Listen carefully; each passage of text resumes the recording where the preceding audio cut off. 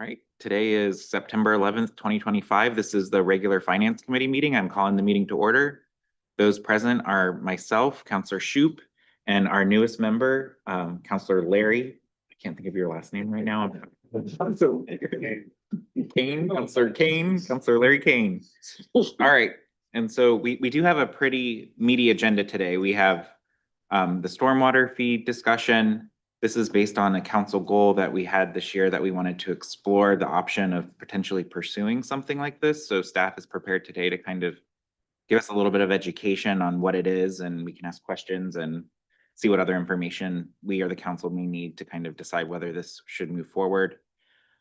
We also are going to discuss the property tax assistance ordinance.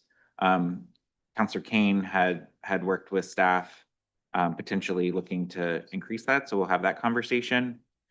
We also will be looking at revising the school impact fees. So similar to a couple years ago, when we put the school on the ballot, staff worked to bring an impact fee forward. And so this is a new version based on the current school that we can look at. If the school passes, then this impact fee would go into place. And then the last one, if we have time, would be to review the tax increment financing modeling that staff had been working on and see if we have any questions or comments about that particular approach.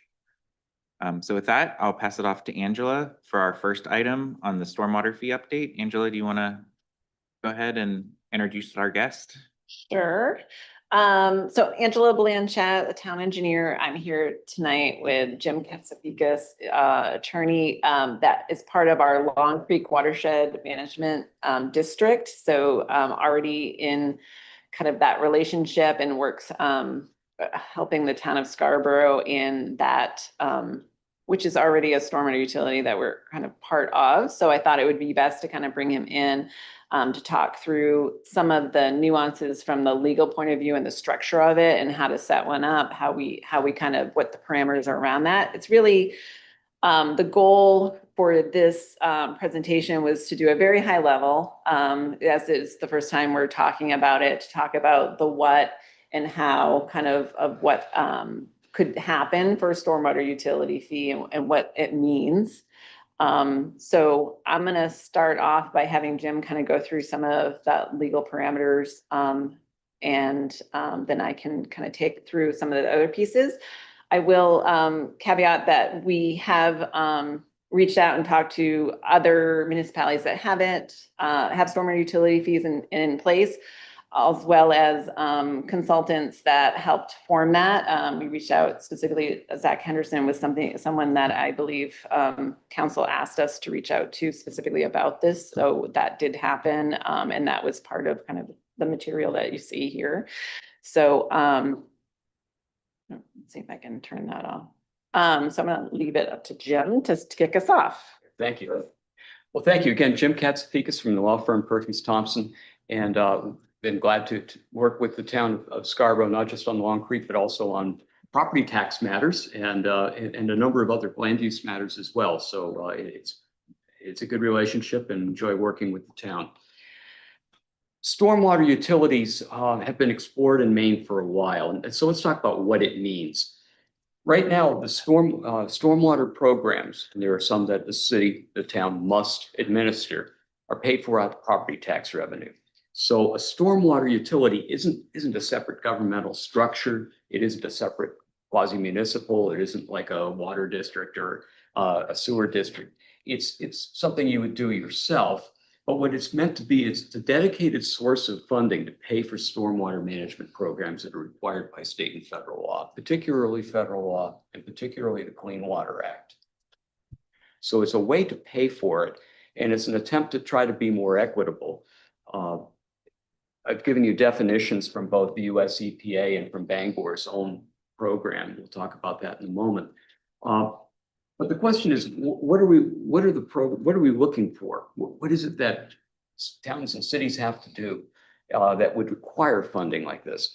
And under the Federal Clean Water Act, larger communities in urban statistical areas have to meet certain requirements. They have to sign on to a general permit, renews every 5 years. And that general permit requires all of the towns to develop individually stormwater management plans. How do you take care of your infrastructure? And how do you address 6 minimum control measures? And those control measures are things that are as general as public education and outreach to know what the system is all about, what you should and shouldn't dump into the storm drains, those sorts of things. Illicit discharge detection and elimination to prevent people from running, auto body shops in their garage and throwing the stuff out into the drains. Management of construction site runoff and post-construction runoff, because soil is a pollutant. It goes down the drain. You wind up having to clean the silt, and it can cause erosion problems. And then good housekeeping in municipal operations, making sure that the catch basins are clean, that the street sweepers are operated on a regular basis. So there are 30 municipalities in Maine that are part of the small MS4 program. Again, they have to enter into a general permit. It's renewed every 5 years. Scarborough is one of those 30 municipalities, as you know. So that's one source of regulation and inspection and enforcement that is a cost that's borne by the town of Scarborough, as with the others, and you pay for it out of property taxes. You already have existing drainage systems on all of the streets, all of the town ways that you have, and so you've got catch basins, drains, culverts that all need to be cleaned out on a periodic basis. That's part of your stormwater management program too. And so that's something that you pay for. And then finally, for certain municipalities, there are about almost 800, 850 in the Northeast.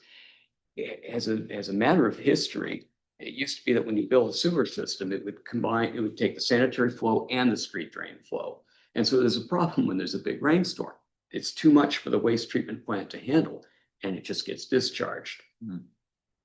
And so all of those communities are under consent agreements with EPA and with the state of Maine DEP to separate this storm and sanitary sewer over time. That's a problem for the 4 municipalities that have created stormwater utilities to date: Lewiston, Bangor, Portland, and Augusta. It's not a problem in Scarborough. And so, but the idea is in Portland, it used to be that all of the combined sewer overflow separation program, and it's about $180 million over a 30-year period, was paid for out of sewer rates. Now half of that is being paid by Portland Stormwater Utility.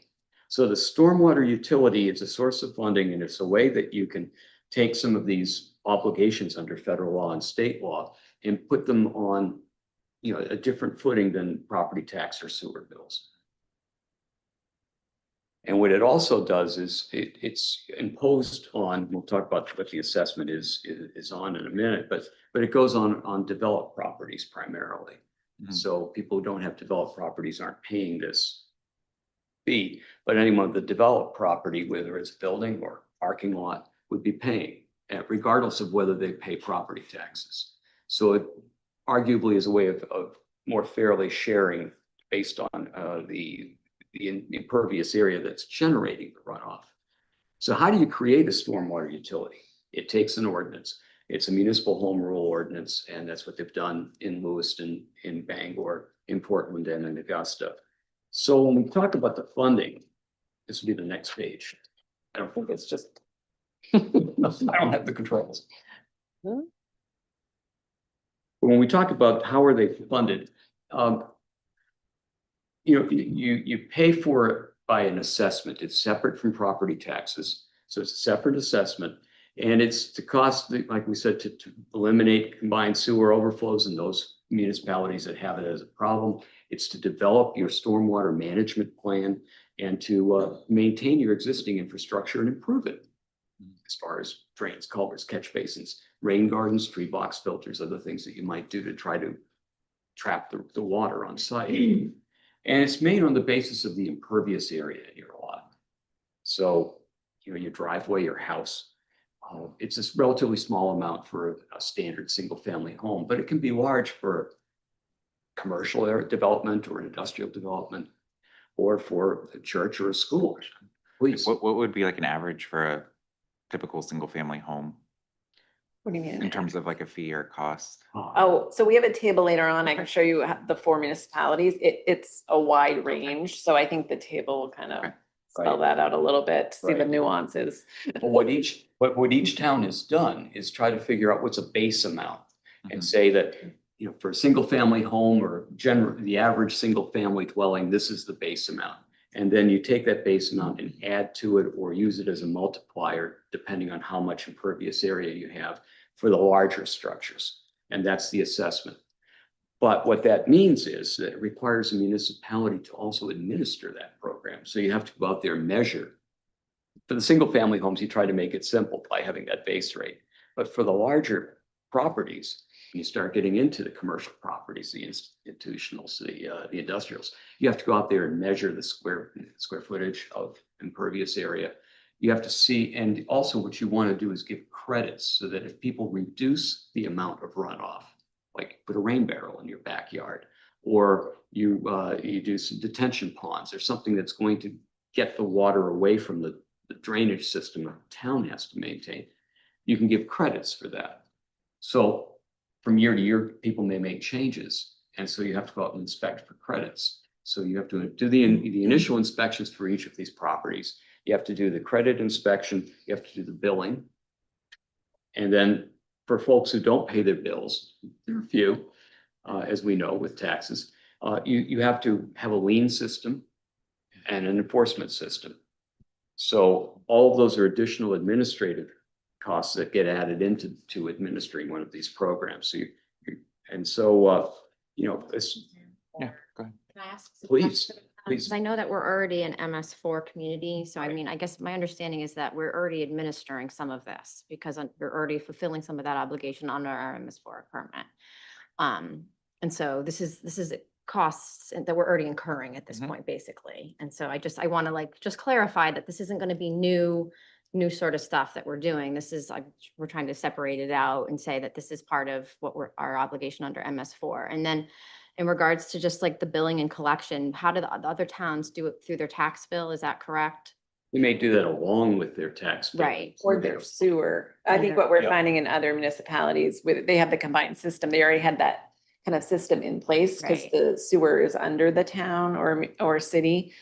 So they're able to do it that way as well. Yeah. And I guess. In Portland, I got my stormwater bill Yeah. separate from my. And I guess generally my question just is that this is a national thing. And so I'm curious, I think New England generally is kind of not, we're kind of on the uptake when it comes to stormwater management fees, where I know, especially down in the Maryland, Virginia area. I mean, every town has it. They're required to have it under state laws and things like that.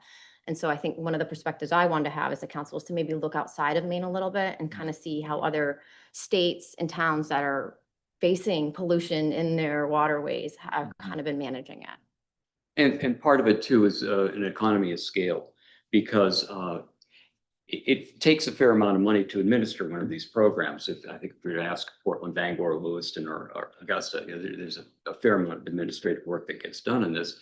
And the question is it worth it to take that out of your property tax base? And it may be that back around 25 years ago, I was asked when I was at Maine Municipal Association to come out and talk about stormwater utilities at a meeting of many of the municipalities in this area. And the idea was maybe it makes sense at the point where all of these communities are able to band together and shoulder that administrative expense on a group rate, because the towns are too small to individually do that. It may make sense for a larger tax base and a larger population like Portland, Bangor, Lewiston, and not so much in Gorham, Wyndham, Scarborough. Yeah. Until such time, maybe all of you get together that's a possibility. Do we have in the presentation in general what the cost is to administer a program? Like if Scarborough, because what I'm hearing you say is if we did it just in Scarborough, those administrative costs could likely be shared across the region, because those would be net new costs that the town would have to incur in order to Well, you put a might, program like this in place. yeah, you might, there would be some additional cost. It might require, I don't know the particulars, but it would certainly require more employee time and maybe more employees. I don't know. But the thing is, if you can share those costs on a regional basis, maybe you have a billing entity. Maybe one town or one entity has the capacity to be able to do the billing. maybe, I'm not gonna throw anyone under the bus, but maybe Portland Water District has the administrative capacity. That was what was being discussed 25 years ago. I will say I dove into the Bangor budget when I brought this up a year or two ago, and you can specifically go into their budget and you can see it was like just over $100,000, I want to say, to operate. And then it was just, you could see directly how much they were bringing in. So it was, I mean, they were more than covering the cost of operation. But Yeah. these are numbers that that you can specifically pull from Portland's budget, from Bangor, from Lewiston. It's all line items. I mean, it's a department. So you can see what it costs to run the department and staff it, and then how much that revenue is coming in. Mhm. So, and that's sort of the stuff that I was wanting to look at as well, is to be able to kind of just show you, Yeah. like, that's the cost benefit of, like, is it worth $100,000 to actually make it more equitable throughout the town to Mhm. collect $500,000? I'm just throwing out numbers, but I think that's Mhm. the idea. But still, an additional cost you'd need to cover in the amount of that fee, whatever that breaks down to per property, whatever, you need to cover that overhead.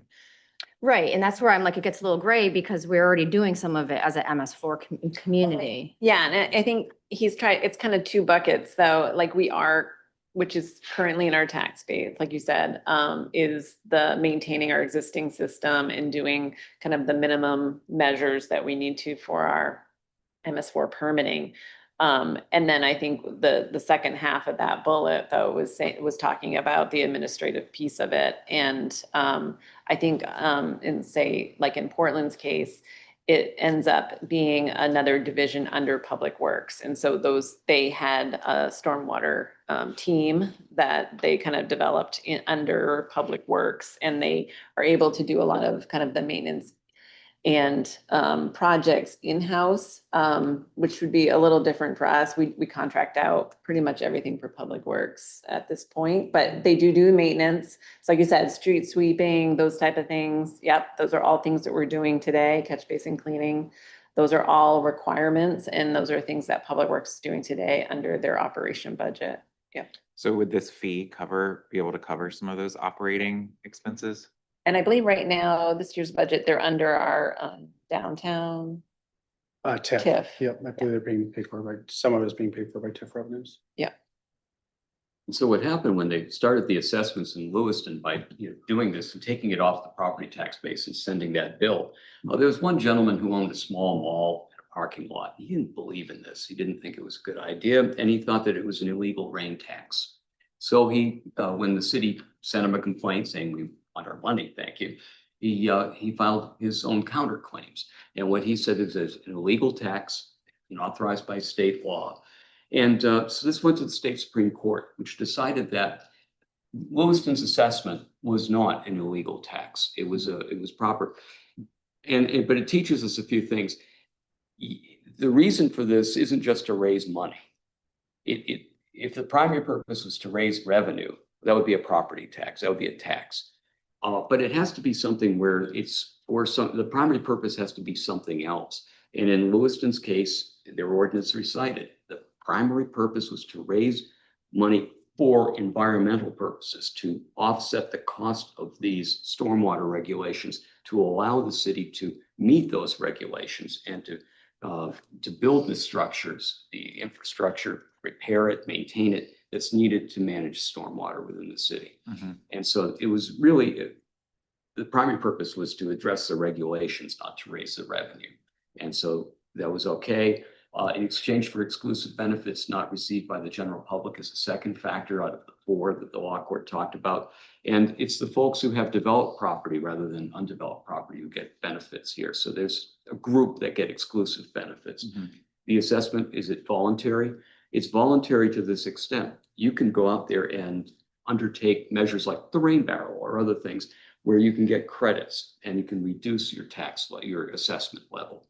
And then does that assessment fairly approximate the cost to the government and benefit of to the individual, the services provided? And the law court looked at it and said, yes, here are the numbers.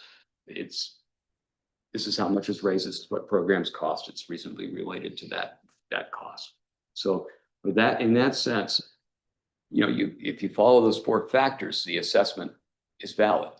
But that money that you raise from that assessment has to go into a dedicated account. Mhm. And it can only be used for the stormwater purposes. Your stormwater management plan, the implementation of it, your stormwater infrastructure, and its repair, replacement, and improvement.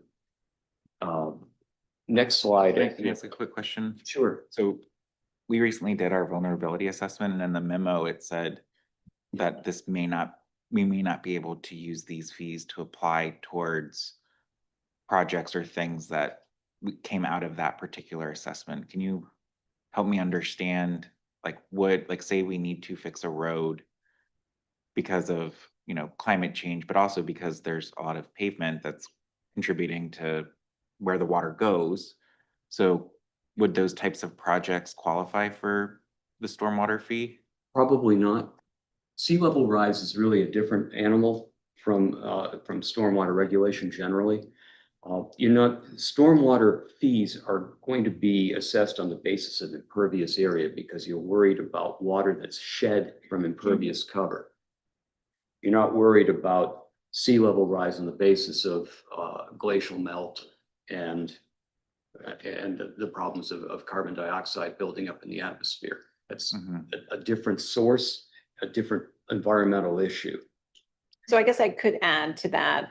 One of the things we talked about is really like that's, coastal storm surges, things like that. That's really what the vulnerability assessment speaks to. But there is another kind of side that we could investigate, and that's more about flooding interior. And that is the more intense rain events that we're seeing. But we'd have to do an assessment, say, of our culverts, kind of like, say, west of the turnpike, what's happening, and how that works. I will say also, we have two impaired watersheds that both have a watershed management plan. So as an example, Phillips Brook Watershed Management Plan identifies multiple large culverts. They're not tidal. They are associated with like kind of those replacement costs because they are identified that we could technically talk about our MS4 requirements or our watershed management plans. So it'd take more planning Mhm. because you really have to have, no different than our traffic impact fees. We had to have a plan. This is what our plan looks like. We're going to collect fees to go towards that plan. Similarly, we have to really spell out what this revenue would be used for. Mhm. Can I ask another clarifying question, if that's okay? Yep. Just because under the vulnerability assessment, I guess, and I really want to understand this because like for me, we want to maintain water quality. And so I know it's not flooding, but flooding would alter water quality, I guess. And so in my mind, I'm going, if we want to maintain the water quality, wouldn't there be recommendations on the vulnerability assessment to protect that? That would be one of the reasons why, we're raising the road is not just to let it flow, but also to protect the overflow and the flooding from contaminating our water sources. And so, what you might draw as a distinction between elevating the road for its use as a road versus doing rebuilds on the drainage for that road in order to accommodate changes in because of more severe So a storms. portion of that project could be paid, Right. say, out of that revenue if it Like associated preventative with a measures to specific- prevent runoff. Right. Or Yeah. to control or manage the runoff in a way that doesn't Could create. everything under the vulnerability say preventative measures to prevent runoff? I don't know. Well, but but at any rate, there are some distinctions between the two. Mhm. And so some lines would be drawn and those lines might be drawn by the state when you're trying to bond these things. But that's the way that is. The fees, though, need to be consistent across the board.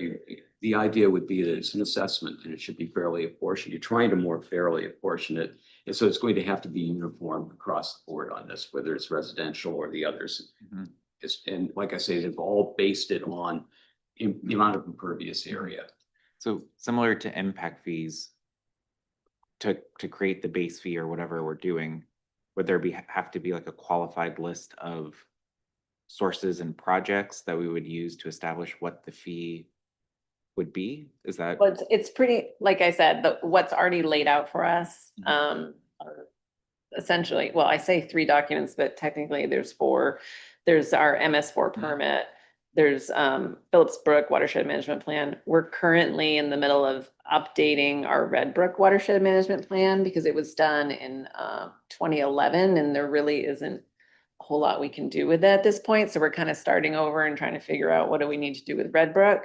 And the 4th that I keep discounting a little bit. So I go back to is Long Creek. There is a Long Creek plan, although we do that as on a watershed basis, again, with all of those municipalities, Portland, South Portland, Westbrook, and Scarborough. So obviously they already have their plan. So I kind of look at that as separate. So and there's revenue coming in for Long Creek. So I would not want to use kind of our revenue that way probably, but and like I said, it doesn't prohibit us from looking at, say, a phase 2 of the vulnerability assessment to start looking at our interior culverts and flood and drainage ways and our resources kind of in the rural sections, kind of away from the coastline.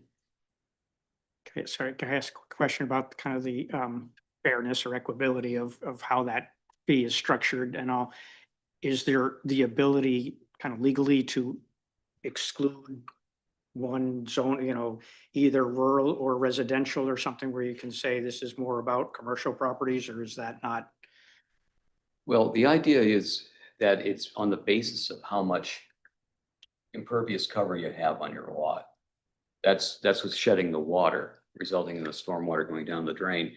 And so that's the way that most municipalities I'm aware of have looked at it. So if you exclude some that have impervious area, but include others that do, that distinction isn't going to hold up. The bottom line is still the same number, so you're kind of shifting it, I guess, that burden and so. You mean I the don't know total if it's- number of impervious? Yes, Total. and then you go back to the question of, is it equitable and how are you assessing it right? So there might be some legal Right, kind of that's what I was asking, I ramifications to think, that, yeah. Right, and it can be used to pay debt service or operating costs. So if you had capital expenditures to rebuild infrastructure, you could be using the monies for that.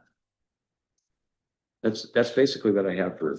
So really, like, in its simplicity, to Karen's point, like, we already, for a lot of the things, MS4, Phillipsburg, Red Brook, today we're just passing that on through property taxes for any improvements we want to make, Mhm. which basically doesn't consider the impervious surface. It just looks at the value of the home or business, and we figure out Mhm. how the tax rate works.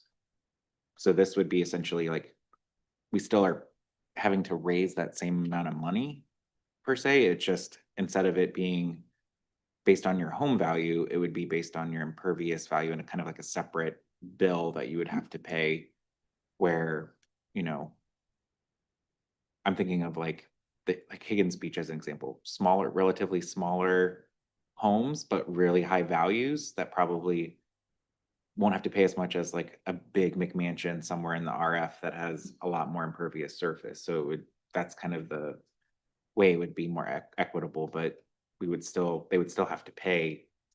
Somebody's gonna have to pay for it. Right. And you know, and some people might say too that it acts as an incentive to reduce the amount of impervious area you might have. Because your fee will go down, just like if you're paying per bag of trash, your trash generation might drop a little bit. But on the other hand, the question is going to be, is the administrative cost worth it to take that off the property tax? And politically, you know, there's still some people who complain about a rain tax where there's this, and there's some people who complain about having to buy their trash bags. And counselors in all of these communities hear about it. So those are some considerations. I think this is what you were kind of Right. getting at earlier, is this shows the 4 municipalities plus Long Creek. And all the way towards the right, there's the annual residential fee. So essentially it's setting that like the minimum fee, and then anything above and beyond that, kind of your rate goes up. It is across the board, all over the place. So it really gets into the detail of your plan, how you administer it, how, you know, what that overhead cost is. There's lots of nuances.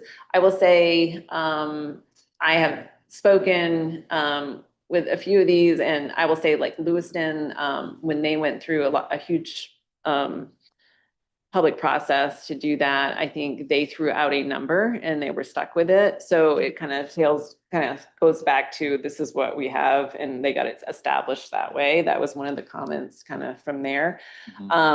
Similar, I think with Bangor, it was every community is going to balance it a little different and say, what can we absorb or what can we get through to make that work. And I think you see Portland varies because it's very nuanced. This is coming from their stormwater team. They're just like, it is like, I mean, we would get into really the weeds. I will also want to mention, in my conversations,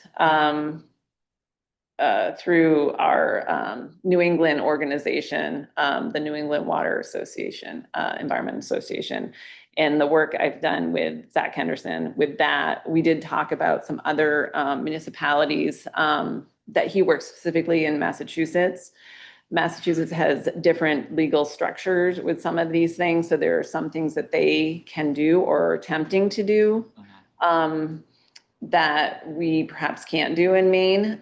There are some trying to figure out some creative ways, because for myself, it's feels like a big jump to go from, okay, right now it's all in the tax base. And then your next step is a stormwater utility fee. It seems like a big gap there. And so trying to figure out some nuances in between. There's some municipalities, like I said, in Massachusetts that might do a development stormwater fee, which essentially for us would be a stormwater impact fee, which I know the state is trying to get us, they're actually trying to stop all of our impact fees from being in place because it's driving up cost of kind of the development. And obviously we have a whole nother conversation about that. So I'm a little hesitant about going, and that's a one-time fee. So a developer would pay as they develop and they write, and in some communities there were a pretty hefty check to the town to go towards, like I said, a dedicated revenue fund to do these types of improvements because they are contributing to that system. My fear is if we're allowed to continue that for much longer, if those impact fees start getting ratcheted back by the state. But I guess that's where I was trying to figure out and talking through some of the creative ways people are trying to do that. There's not a whole lot, though, I will say that. So definitely have been thinking about it and talking about it. I know we haven't made much progress and so it's good that we kind of sit down in front of you guys to kind of give you an update. I know, as I said, this is really intended to be high level, but I just wanted to throw that out there that we're trying to come up with some lots of options. So based on the pie chart that you guys had in the packet, this one, and when you go to the next slide, I think, I'm assuming. Yep. So when I look at this and I see 83.8% of this is residential, does that mean the 83.8% of the fee as applied would go to residents? In theory? This is based on the CIP we received in July. We got updated maps and for our GIS. So this is based on the current or most current that we can attain impervious cover for the town of Scarborough. There's as Jim said, once we start going further down the line, there's a lot of detailed on the ground truthing. So this is really, again, high level. This is from our GIS layers. This is what we would get for the percentage and how it is broken out. And residential is the majority of our impervious cover in town. Because where my, sorry, let me just, where my brain goes, is like right now, the way our tax base is, it's 75% residential, 25% commercial. So this would actually be a tax shift likely away from commercial to residential. Not a lot, but like because of the size of the residential, like that's what I'm trying to get my head wrapped around is like, with this, there's going to be some sort of tax shift. So I would like to know, like, if we were to pursue this, and it sounds like more data would need to be applied to some of these to know, is it really 83% or maybe it goes down to like 80% and then it's pretty consistent. I just would want to understand where that tax shift might come into play. Yeah, that's something I guess Liam just brought up. So that's kind of out of my wheelhouse. I have a question though, because under residential, the 83.2%, is that including apartment buildings? No, so this actually data came from assessing, so I'm glad Nick is here. Right. And my understanding is multifamily, like a apartment would be under commercial. Okay. And so I think I don't, it's hard for me, I'm not an expert, but when you look at residential, I understand that we're thinking it's going to be more of a shift to residentials, but there's so many residential properties that we're going to be dividing it by that many. And so I think, and it's by the impervious area. And so I think while there's less commercial, I think they have more impervious area per like their personal use, where each individual residential property probably doesn't have as much impervious area as one commercial property. Well, what I understand this pie chart to be is based on Total square footage or, of the impervious area So that we know every from the residential GIS. property has more impervious area than commercial property. if you total up all the impervious cover. But in each town. individual residential property would not have more impervious area than probably most commercial. Right, it's just you're saying the sheer number of residential Correct. properties we Mhm. have. Correct. Yeah, which I'm sure Nick can probably quote. Right. But yes, there are a high number of those. Right. And fewer commercial entities or properties. One other point too, if you're worried about, in considering fairness and saying, geez, tax exempt properties don't pay anything, that's only 1.3% of your impervious cover. Right. And that was one of the driving forces for Portland and Lewiston, I know, was they do have a large or larger kind of base for the nonprofit kind of tax exempt that they were trying to capture. Well, I do, so that was one of my comments, was that it does seem like that's one advantage, is that you would capture their nonprofit, they're not paying property taxes. Mhm. So you would capture some dollars from those properties that were not current, rather than just shifting out of the property tax line and moving it to the runoff fee, then, but with the nonprofits, for them, it would be a new fee and therefore somewhat subsidizing the rest of it. If I can, I had a couple of questions about quantifying kind of some dollars around what that overhead might look like. What would we envision for staff needed and the overall cost of administering the program? To Jim's point about kind of where's that trade-off value of the extra cost? And same way also, now I see that it's 1.3%, but what is that in dollars maybe that we might collect that we're not collecting now for the nonprofit? Yeah, it's a hard question to answer though, until you, essentially, we'd have to lay out all of our plans, put a cost around all of those plans and permitting or MS4 permitting before you start divvying it up, like to try to get into that nuance of like, okay, we're getting down to the 1%. What is that, the total cost? That's not even close to where we are at right Okay. now. Cause it just even trying to get to that bottom line is kind of the first thing, like I think Jim had mentioned, like Portland was required to do was it 180 million? 180 million. Million over the next 30 years. Like those are the kind of that's the kind of thing that we need to come up with, is like, okay, Scarborough needs to spend this much over, say, the next 10 years. And then we're breaking that up over those years and through how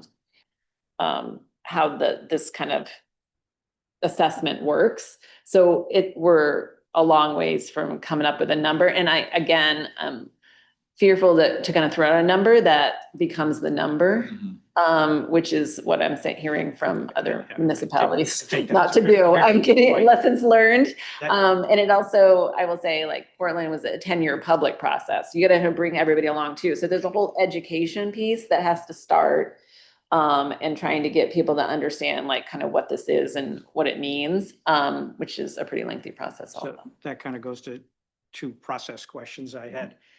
One is, it seems, looking at this, that the municipalities that have this are, and I don't think this is a straight line, but they're responding to significant, much higher capital costs to separate their systems. And that's kind of the catalyst for doing this, is because of the overwhelming cost and Scarborough doesn't have that as far as a capital cost of having to separate those systems.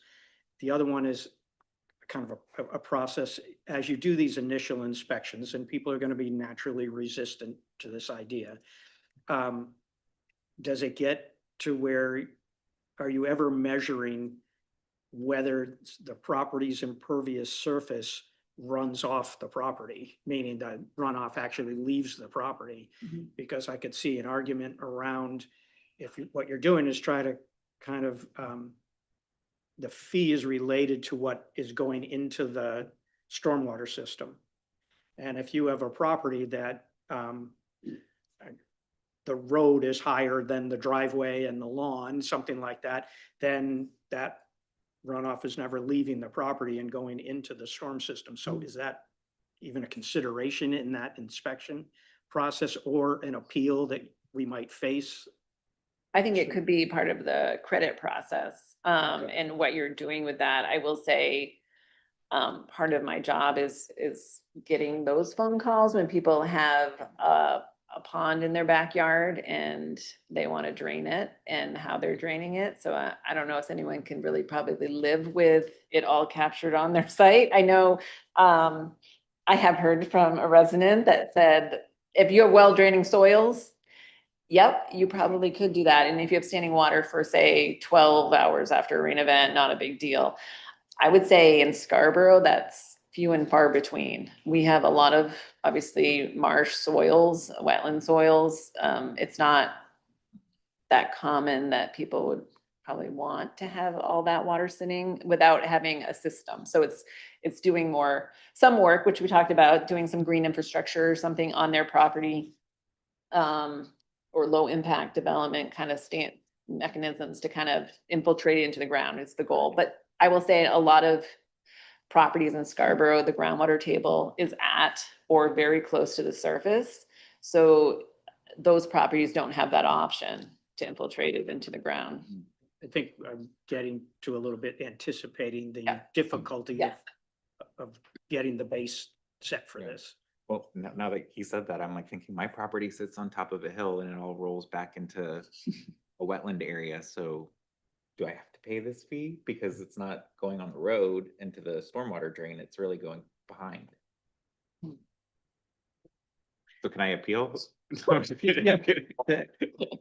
And so some of it is, I think that's right, is Yeah. that seems unfair then to pay the fee. It's more the administration of it that I was getting to, is having, Yeah.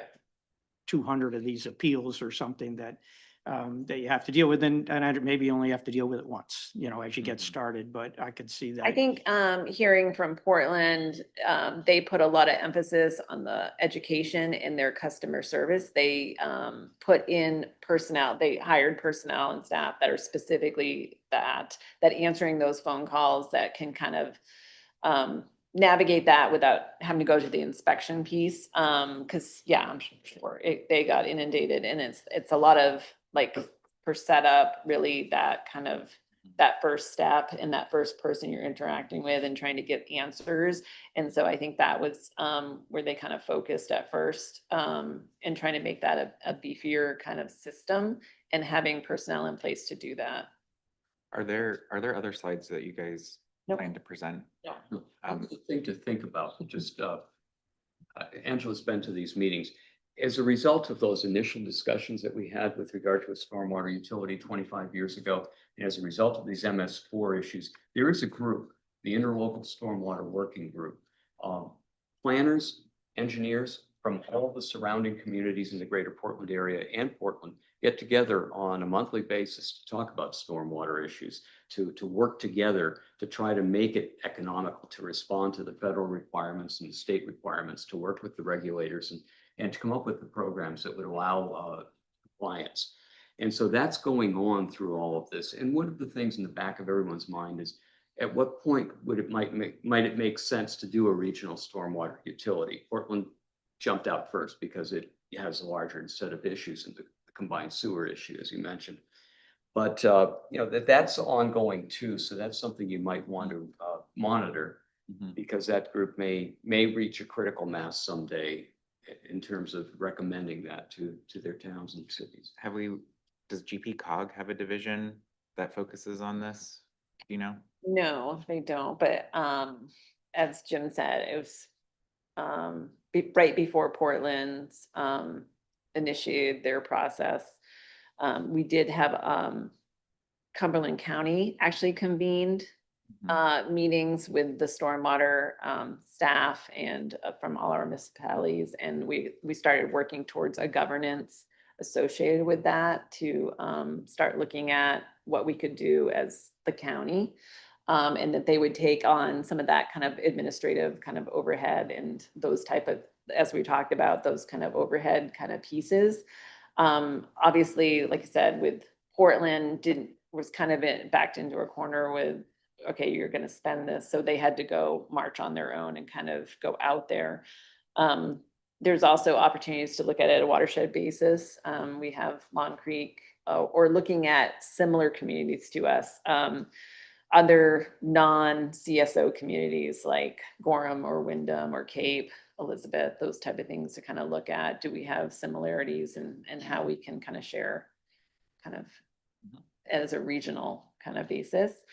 Saco and Biddeford are again, probably the next in a different category with, they do have CSOs. They probably will eventually be getting kind of pushback around that. I think they've done a lot of work, so they're showing a lot of progress, like they're hurrying and they're actually spending it through the tax base and trying to get through their plans.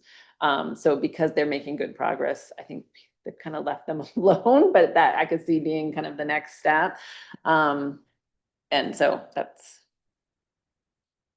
My last question No. is opinion, do we feel that there's projects that we're not getting to with the way we're currently funding it, or not getting to fast enough, or there's concern that the current system is failing in a way that is going to cost more money, obviously future dollars, but more money than it does now? I'm getting to the need of, do we need the revenue necessarily as a set aside to protect the town from expected large capital projects? I will say, currently, I believe the town is in compliance with their MS4 permit, what we're doing now. I will say the watershed management plans, I would always be an advocate for doing more. There is a long list. As I said, Phillips Brook has been one that we have done a large project there, but kind of, I think you've seen on my CIP, I kind of flip flop back and forth. Maybe you haven't seen I it, haven't but seen these it. guys have seen it. My long-term CIP requests are going to be flip flopping between, we do a Phillips Brook project, we do a Red Brook, and we kind of go back and forth in designing and construction and kind of mapping those out.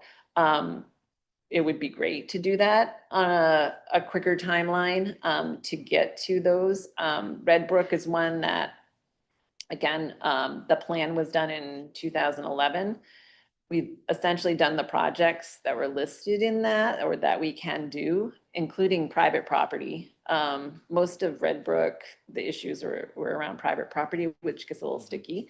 But we even did those projects. And so now we're kind of starting like, okay, it's still not cleaned up. We're finding the water quality still not there. So round two, I guess I will always take more money to do more projects.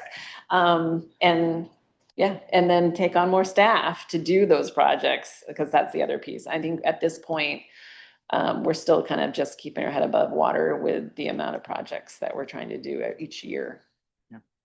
Great, thank So you. that's why I'm picking away like one at a time, because really that's all our staff can really handle at this point. And Red Brook is one that I think was funded in FY24. So because we have such a backlog that I'm trying to catch up on. Okay, thank you. So maybe, because I know you have to leave at 6, right? Or do you? I don't know what our next steps are, so I would like to say something, but. Yeah, do we you want to say something and then we can talk a little bit about next steps and see if anybody in the public might Yeah, want to comment on this? Okay. Thank you. So I mean, first of all, I brought this because one of the complaints that we get is, we're cutting down all these trees and we're just paving them with parking lots. And so I think in response to our residents and the fact that, a lot of people live in Scarborough because it's beautiful and we have this marsh, that maybe we should deter people, or at least make them pay their fair share if those are the types of things that they're going to be doing. I think this does, good or bad, serve as a deterrent to some point, or change habits and behaviors and things like that. And then basically, I think the other for me is just like how inequitable it is at this point that, you know, we're shouldering the burden of the costs of these things when it's not equitably shared across it. You know, when you use the general fund to pay for these type of projects, I mean, you know, if you're sitting in your $1 million condo, it just is not, it doesn't seem right that you're paying that much towards it. I want to be able to find, you know, an equitable way to be able to I mean, I just feel like this is not going to end. I feel like these budgets are going to continue. When we talk about next steps, one of the things I've asked at the last couple budget seasons is I've specifically said, like, what part of your budget would be covered by a stormwater management fee? That is something I've been asking for, that I really, at least at a minimum, we could see what we're paying today that would have been covered by it. You know, we did that catch basin truck. Is that what it was called? I mean, that's covered by a stormwater management fee, and then maintenance on that is over $100,000 a year. So, right, to me, that's like one example I can just throw out there right there, where I'm going, you know, let's make it a little more equitable. How you structure that, I don't know, but I just think when I think about what's going on in Scarborough and also the goals of our residents and what we want Scarborough to look like, this might be just something more to talk about. I also want to, something you said at the beginning, I want to put a plug in for future. That as part of our MS4 permitting compliance, we're required to put in a low impact development ordinance by July, which is going to be a pretty quick turnaround. It's going to have some pretty hefty parameters around how development happens. And to your comment about cutting trees and paving, and even where on the site you can develop, there's going to be a lot of restrictions and requirements around that. And so I'd hope I get your support when we kind of go through that, because it'll be a big deal, I think, with future development as we come through. So let's see if anybody in the public has anything they would like to say. Any public comment on this one? You'd have 3 minutes.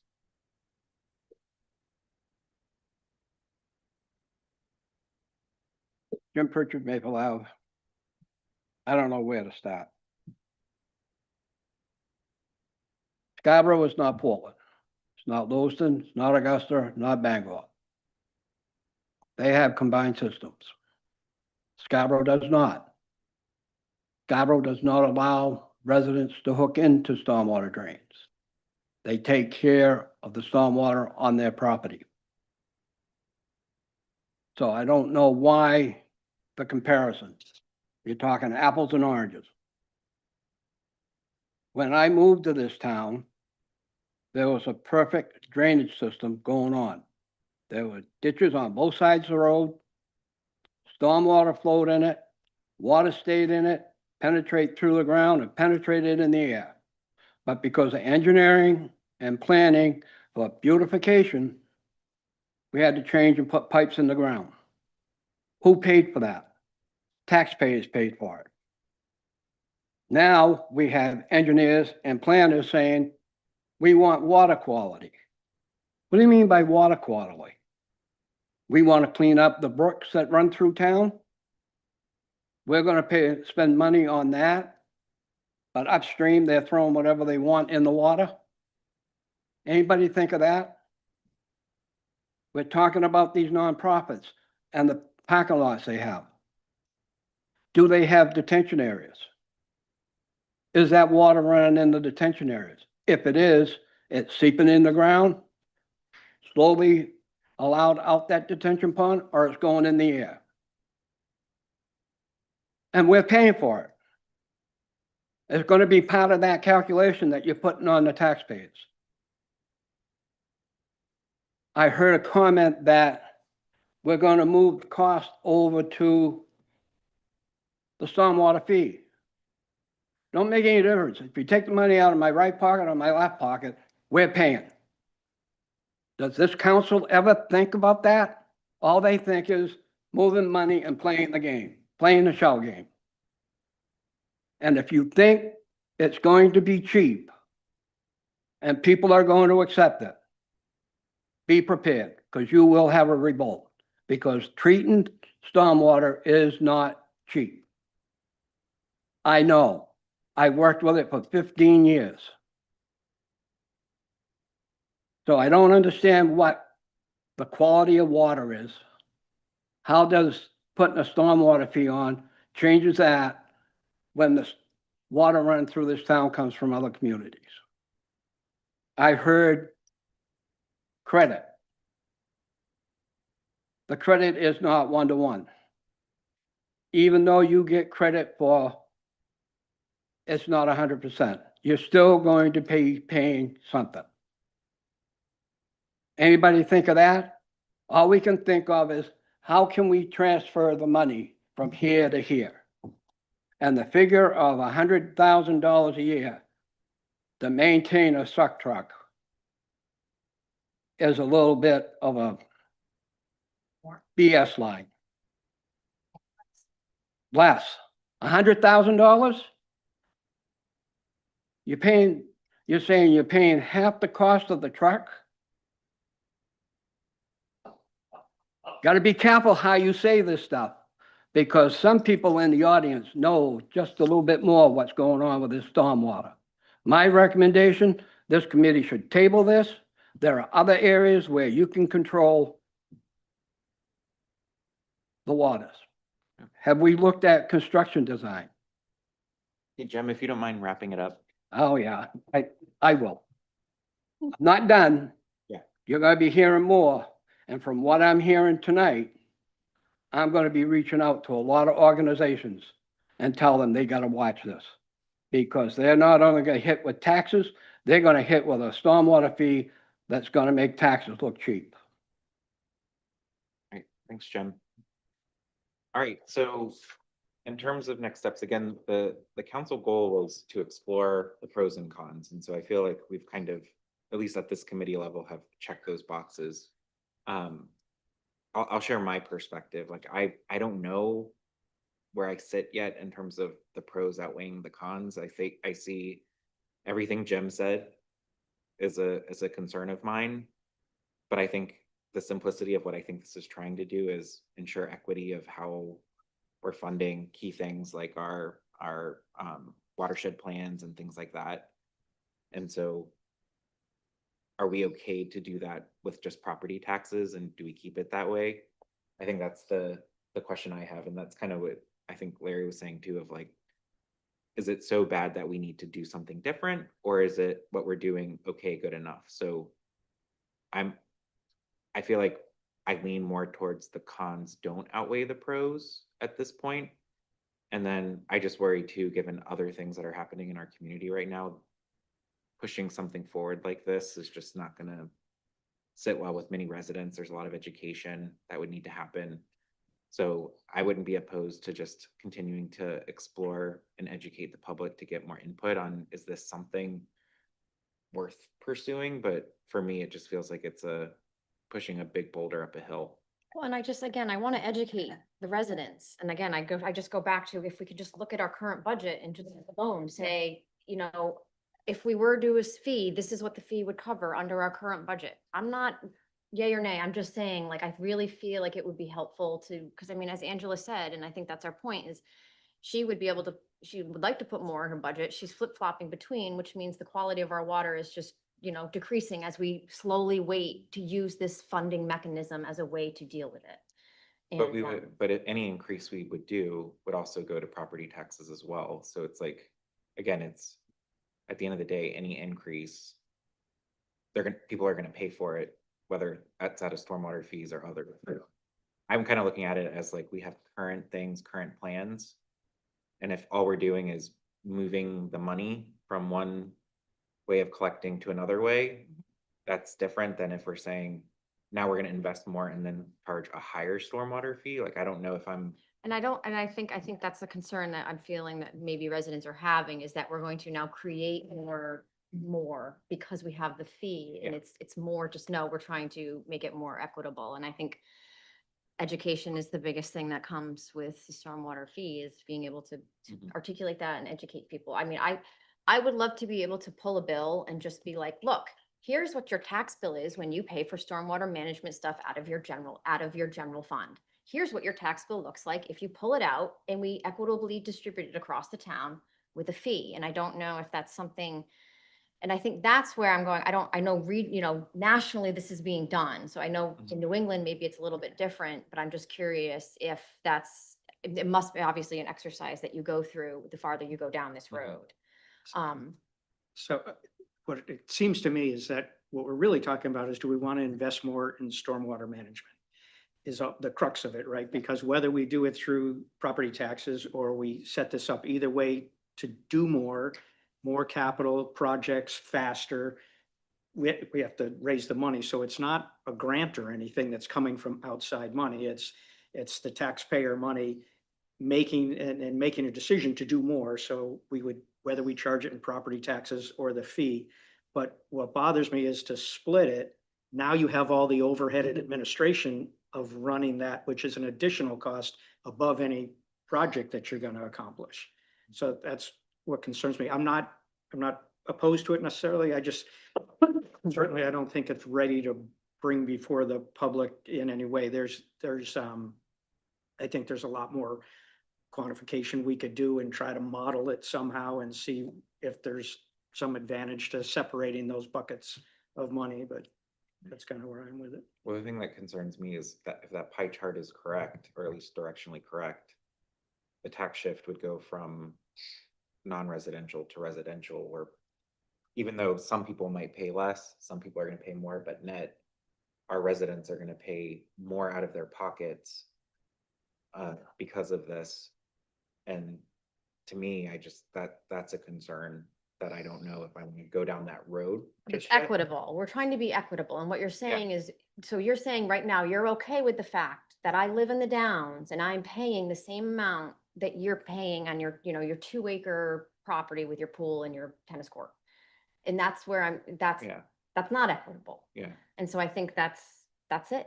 But Do we want to do that? And I understand it's basically, again, it's a shift But we have equity today based on the property value. That's the other equalizer. So I feel like the equity is there. It's just based on property value. Again, this could lead down the path of like, do we start saying, well, let's start charging nursing homes more for property taxes because they have more calls for service for police. So I don't know how I feel about like starting going down the path of different services and saying, let's start charging people everything, because that to me is like government is here and property taxes are here to really share the burden across everything. And so I don't know. but that's a Maine response. Yeah. That's how we feel in Maine, but across the country, they're creating these fees and doing this. Yeah. And so I think that's, again, when I came to Maine, I just feel like we need to catch up a little bit with some of these practices. And we say we care about the marsh and we want to maintain its integrity and the tributaries feeding it and things like this. And for me, this is just one way to really say to the residents, like, we're taking this seriously and we're creating a department and we're going to make it equitable across the town. I actually think with Larry, like what I feel like more is that the question of, do we want to invest more in issues versus how we fund them? Like, I feel like we're focusing a lot on how we're funding them, but maybe what we need to shift the conversation from is less about the fee and how we're funding it and more about how quickly and how much do we want to invest in improving. And I think that might be, I would agree with you. I would think we could probably get the public more aligned on, yes, let's do more. Then I think this would actually just inhibit that progress, because I think when you start talking about fees and things, I think people have a reaction to that. And so I would like to see us maybe move away from this and change the conversation to, should we be doing more? Should we be investing more in Angela's budget? Do we want to give her more staff? Because I think that might actually solve and ensure things. But again, we'd have to make sure the public, again, feels like that's an investment area that they want to support. So where should we go from here? Again, like we don't, I mean, this was a council goal. And so I can get the temperature of like what the committee's recommendation is of, should we continue to explore this, or do we feel like we're ready to just make a decision? And then I can bring that to council and share in the council comments kind of what we said and where we landed, and just kind of see, do other people want to continue to pursue this, or are we good? Liam, you have Just a quick observation. I think it seems to be quite clear that whether we wanted to fund more, wastewater, stormwater initiatives, or whether we want to try to stand up something like a stormwater utility, it would require an investment in staff. Yeah. And so that's really obviously a budgetary consideration. So, well, I'm not trying to dissuade the council from continuing to explore what this might look like and the pros and cons of it. It does seem to me that nothing is going to happen this year. And I think just as a consideration for staff time and as you heard, kind of the backlog, I think putting a pin in this for a period of time would be helpful. Perhaps you can revisit it at your council goal setting, whether this is something you want to continue to explore in the next kind of session or look to really try to fund some additional research or initiative through the budget process, which again would be in the springtime. But I think from our standpoint, trying to get putting a pin in it as nothing's going to happen, in the next few months anyway, it might be helpful to relieve staff from that. I think a little more information would be helpful, again, to clarify to council. So I'm gonna say this for like the 6 millionth time, pulling out of the budget, the things that we think would be able to cover. I think looking at least some of these numbers, because I mean, not even be able to see that today. I really feel like we're just talking in circles about it. I think it would be really helpful to identify the projects that maybe that Angela's done over the last couple of years, the stuff within public works that we're already paying for and things like that. And I also just feel like with the way that our world is going, these are going to be there's going to be more and more projects. So if we are in a position to, okay, now in 3 years, we find out we have to do this to Phillips Book and this to Red Book, and all we're suddenly bombarded, we have a direct mechanism to fund it. I like the idea that you quantify kind of what are the things we're doing now that would be applicable under or assigned under the fee structure. But to Liam's point, what if we've revisited it for next year's goals from the standpoint of the fee issue and structure and whether we're going to shift to that? And is one of our goals to investigate spending either in a quicker period or more projects in the stormwater issues, so rather than just making it about a utility, should the goal be around stormwater management? Yeah. And So maybe that's where I think maybe at the next finance committee meeting, if staff could kind of provide to Counselor Shoup's question, like what are the things that would be in the budget? So we currently, we can, and I've talked to Doug Howard too, and we've had a conversation around some of what, and I say during the budget process, we were tasked with kind of also looking at what could go into the downtown TIF as far as, and so the MS4 compliance, some of that we have kind of pulled out and kind of quantified that. It's not all of it. So we could do that task. I think it'd be a little harder if I'm sure you've all read our Phillipsburg Watershed Management Plan, but all the projects have, is it $2? Is it $4 signs? That's kind of our table.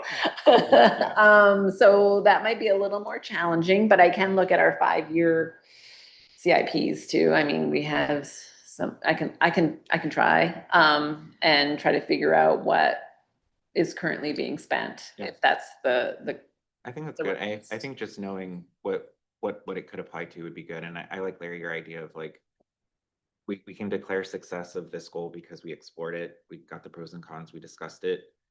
I think we take this knowledge and bring it to the full council at goal setting to say, where do we want to go with this? Like, again, if the desire is to invest more in stormwater, part of that conversation could be, well, how are we going to do that? Property taxes or a fee, and see where people sit.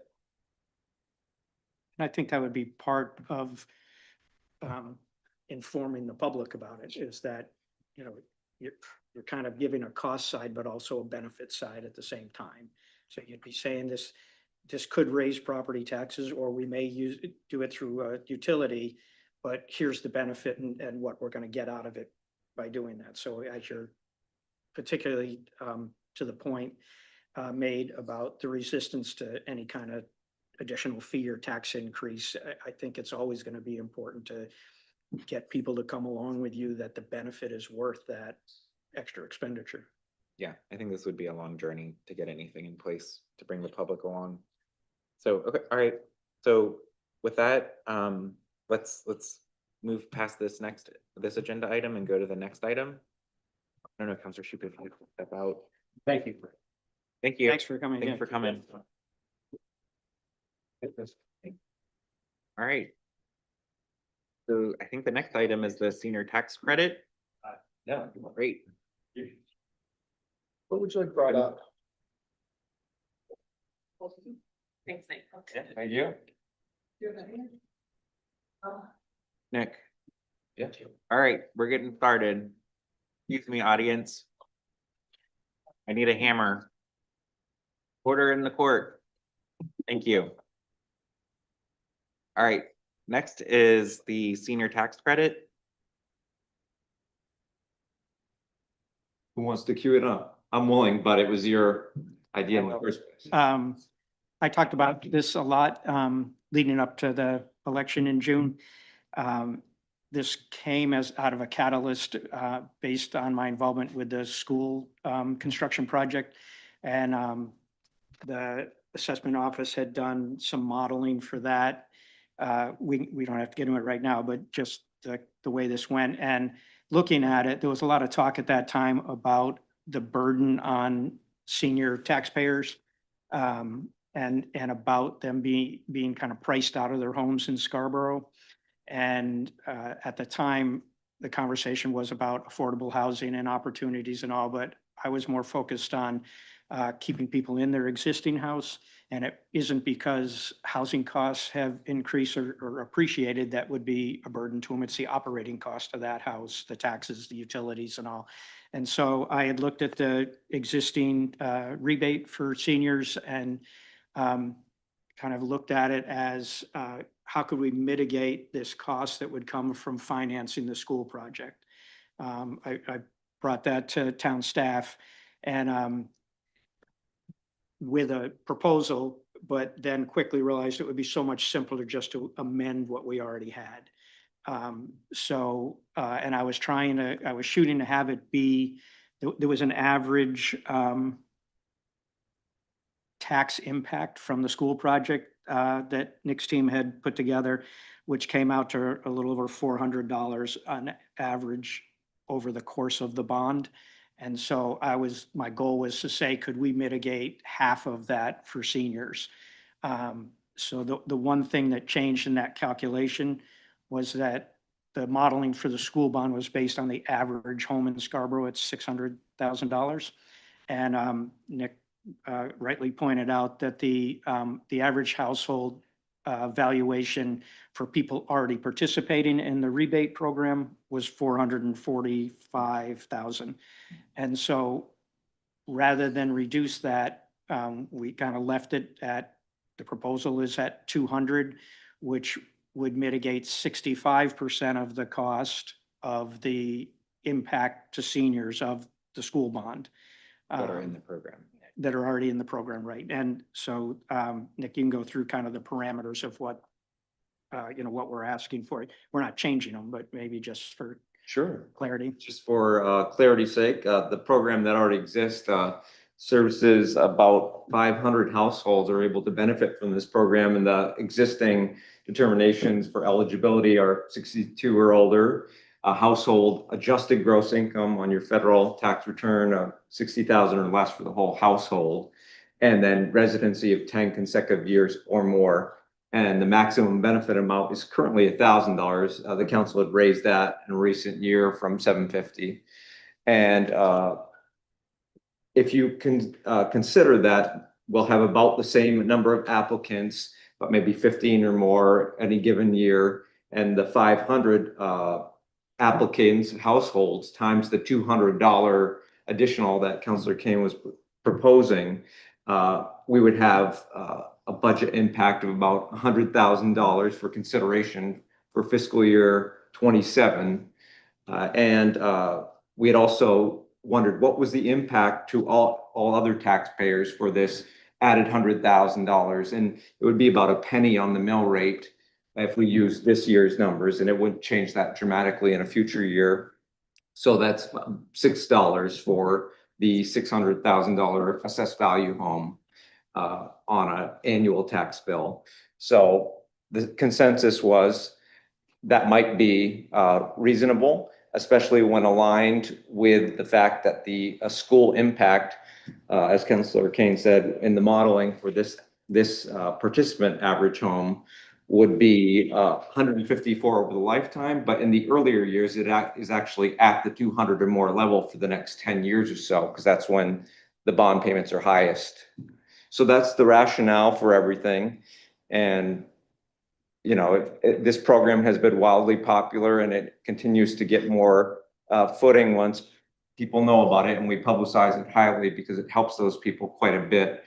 It wasn't included in this packet, but I did run some other statistics on the program, and I was almost very surprised by what I learned about some of the statistics. The average and median age is 78 years old. And the AGI, which doesn't include Social Security income in many instances, is quite low compared to the local median income. And people have been around in town for a long time. If the average and median of these participants is 30 years approximately, some of these people have been there their whole lives. So it is presumably this program, whether or not there's the additional monies, is helping people stay in their homes, which is good to see. That's great.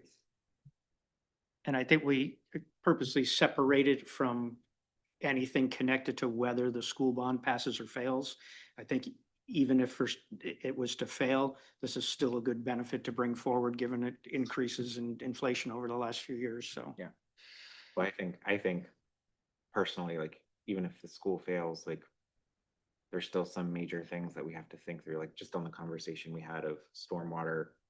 That would be not a cheap investment if the town wanted to move that way. The road system, we just got the transportation assessment, and there's some major projects in there that the town could pursue. So I think this would be helpful, regardless of the school situation, to make sure that if we have to take on these big projects, that at least for those most vulnerable could hopefully stay in their homes and afford it. So I think it's good. And we raised it. How much did we raise it when we modified it? Has it been 2 years now since we last Yeah, modified it? from 750 to 1,000, and prior to that it was 600 to 750. Yeah. We brought it up in FY 24's Most budget, I recently. believe, because again, if you recall, we did both a reval and also the state senior property tax Yeah. program way. And so it was a Yep. sort of double hit Yeah. to our seniors. And so that's why we implemented. Wouldn't it that. be really nice if, as part of this new property tax task force that you sit on, Yeah, we meet that tomorrow. that they would kind of do something like this as part of the property tax relief, so that way it doesn't fall on municipalities to do it, because it would be really nice for the state, especially for these big capital projects like schools that happen everywhere, that they're thinking about the residents. And I know the legislation that they had kind of tried to think about that, but when it got repealed, it just has created so many issues, and they haven't really helped us with schools. And so, well, I think this is good for us to do this. I just hope if we do this, Nick, maybe you can bring it as an idea to float around, that maybe the state will help communities with this so that it doesn't fall on property taxes. Certainly, and it sounds like a great agenda item for a few months from now when that committee's really gearing up. Tomorrow's our first meeting, so we won't be talking policy yet, but You very could, soon we you will. can. Yeah. You could say, John Anderson said, I have to bring this up. Okay, I'll mention your name. No, I think this is good. I think it's a good, thank you for bringing it forward. I would support this going to the council for deliberation. So if we want to make a motion to move it forward, before we do that, let's see, is there anybody in the public who wants to comment on this item? No? All right. So- Can I ask also that we try to, as we bring it to council, that we do a first reading and then second reading and approval and the same, so it's just a 2 meeting cycle rather than 3. So I mean, first reading and then second public hearing. and Public second reading. hearing, yeah. Does this require multiple readings? Is this, okay, It's 2 readings. all right, let's do that. And then the only question I have, because if we're opening this up and we're changing it, like what staff's thought on, like, should there be a escalating factor every year because of inflation and cost of living? Like, we kind of set it, and I think the one when we first set it, it was there for a long time before it got updated. And so I'm just curious if you guys have thought about that. Like, should there be like a 5% year over year increase so that way the fee stays commensurate with like what's happening? It's certainly worth considering, but it also then impacts future budgets and future councils. So perhaps this is the first step in your council goals for future years. Maybe that would be Yeah. the next thing, rather than piecemeal. Do we increase it 100 or 200 every couple of years? You could then revisit this. So maybe a short-term measure and then really think about the long-term measure more methodically versus at the same time. Do other communities that have a fee like this, do they have an escalator, do you know, or? Not to my knowledge, but I'm not aware of all of them. I do know ours is among the most helpful in terms of the amount, and it's been around among the longest, but I don't know the mechanics of all of them. Okay, so maybe I'll just float the idea of when this goes forward to council and see if anybody has an appetite to pursue anything like that as an amendment. If not, then. Yeah.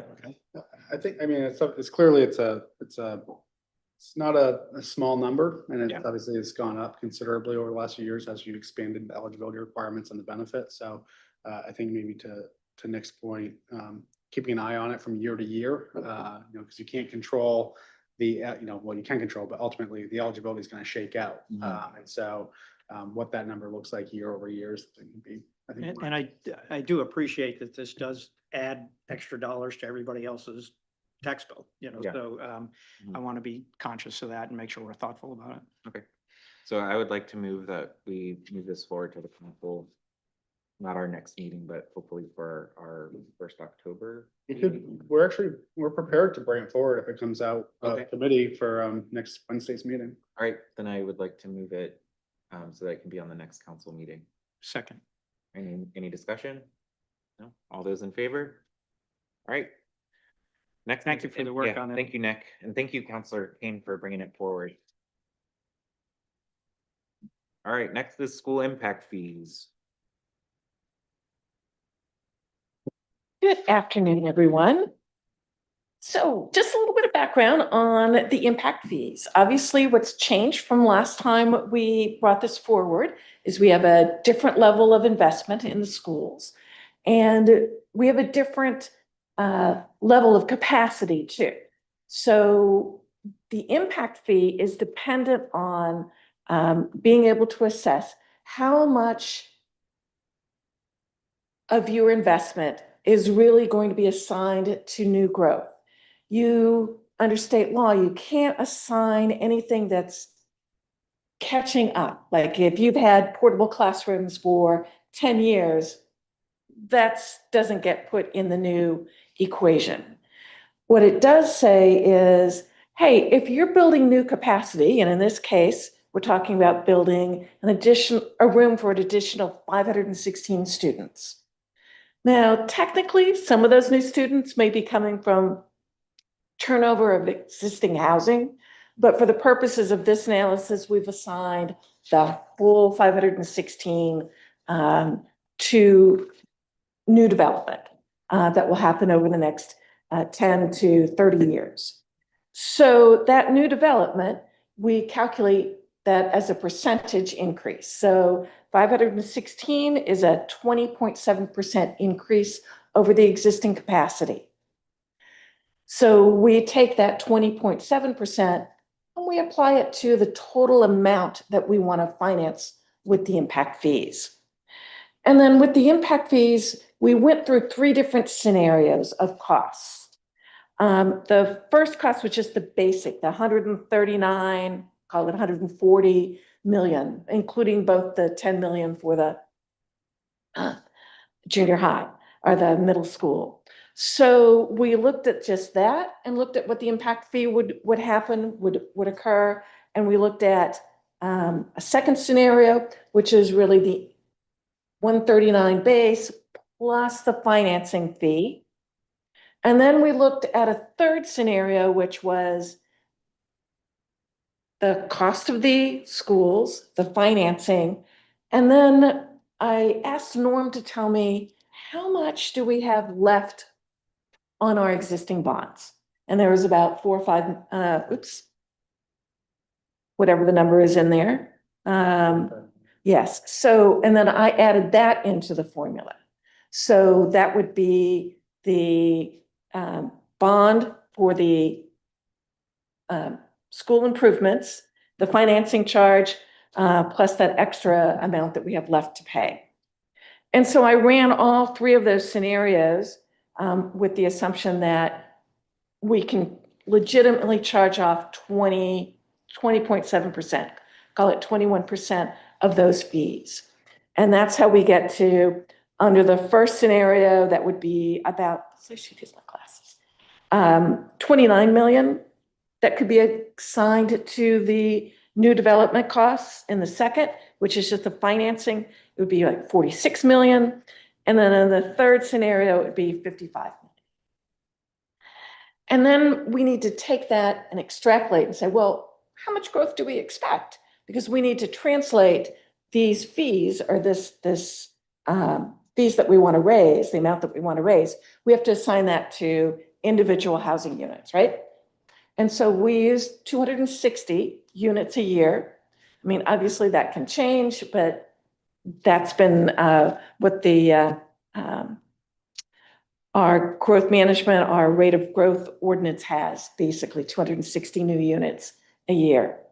And so I took that and said, all right, if you want to pay back over 10 years, you've got 2,600 units to finance this amount over.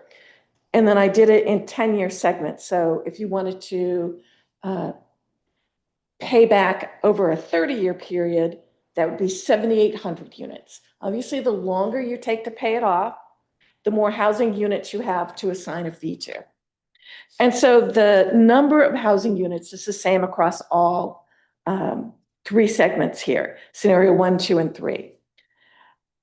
And then what I did next is say, all right, let's divide it by that number of units. And what you see is the resulting, if you wanted to pay $140 million back over 10 years, you'd have an impact fee of about $11,000 a unit.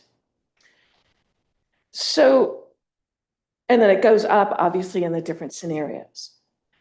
So the logical or the reasonable piece, if you're trying to balance both the need to raise money, but not raise the fees to an account, to an amount that really makes an impact on the cost of housing, you can spread that out.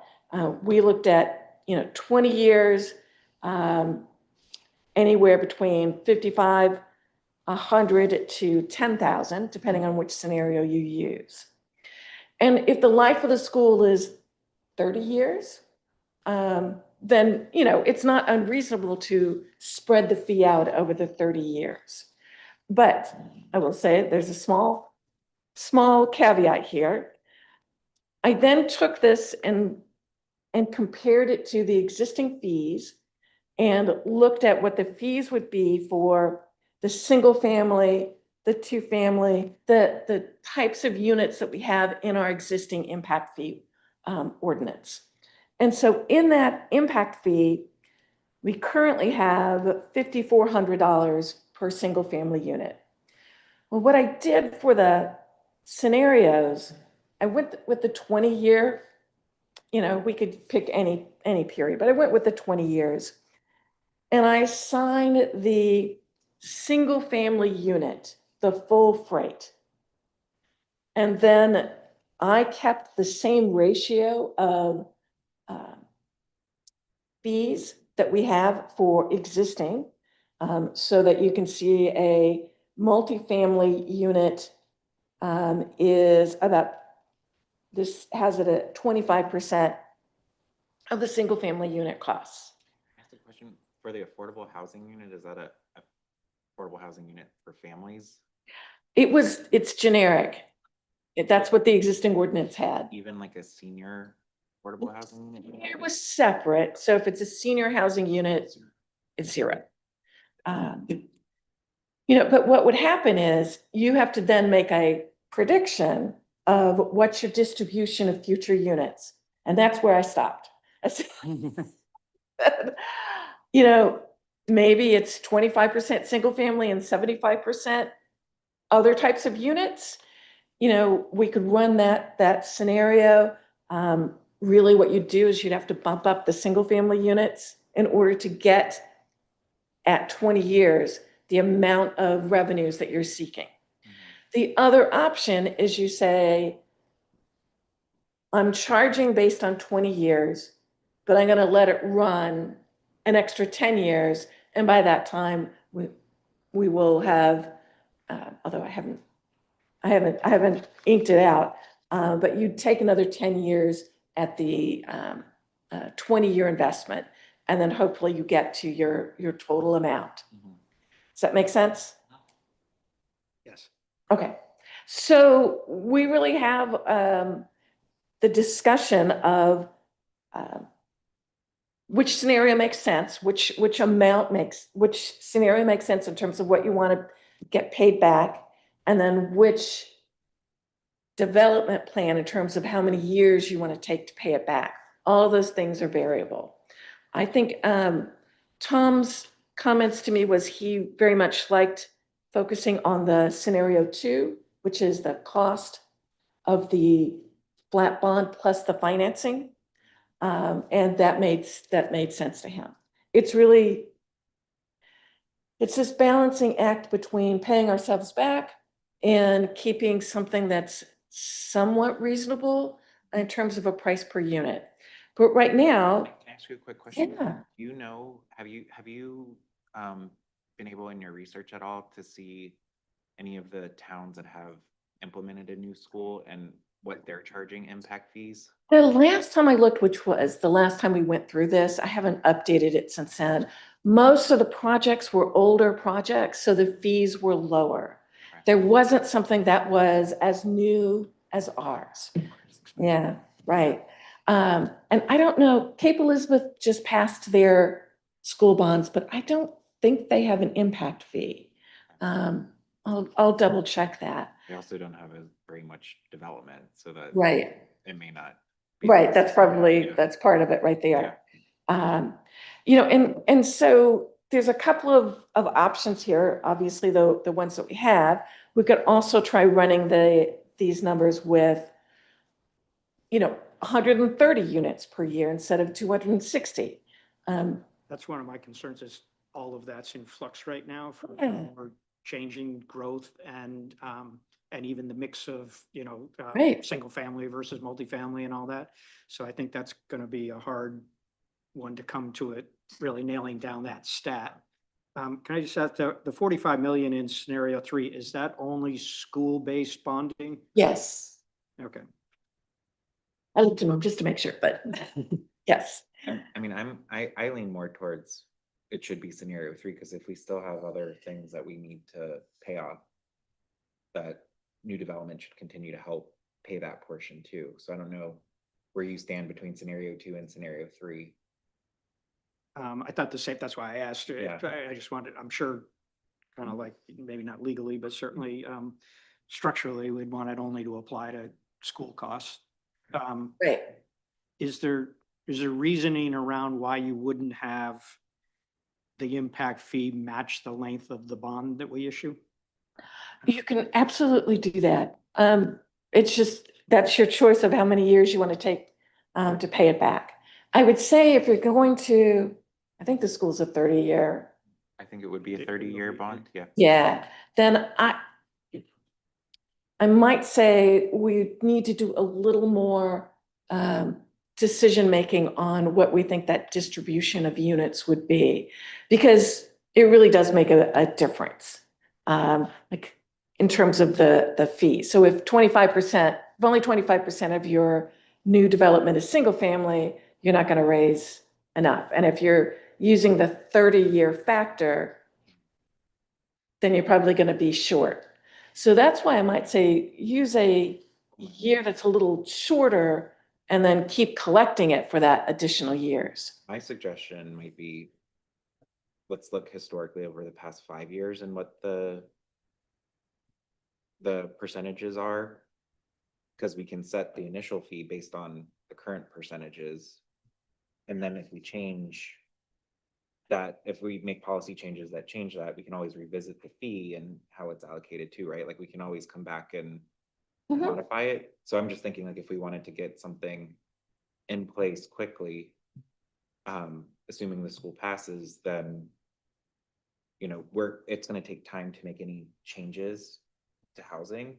But the other piece that I'm concerned about is LD 1829, and we may not have any Right. say or control in what gets built here. So then it really is kind of just seeing what happens. So to me, I think the best we can do to set a fee that's reasonable is to say, let's look at the past 5 years, what's the makeup and what does that then look like?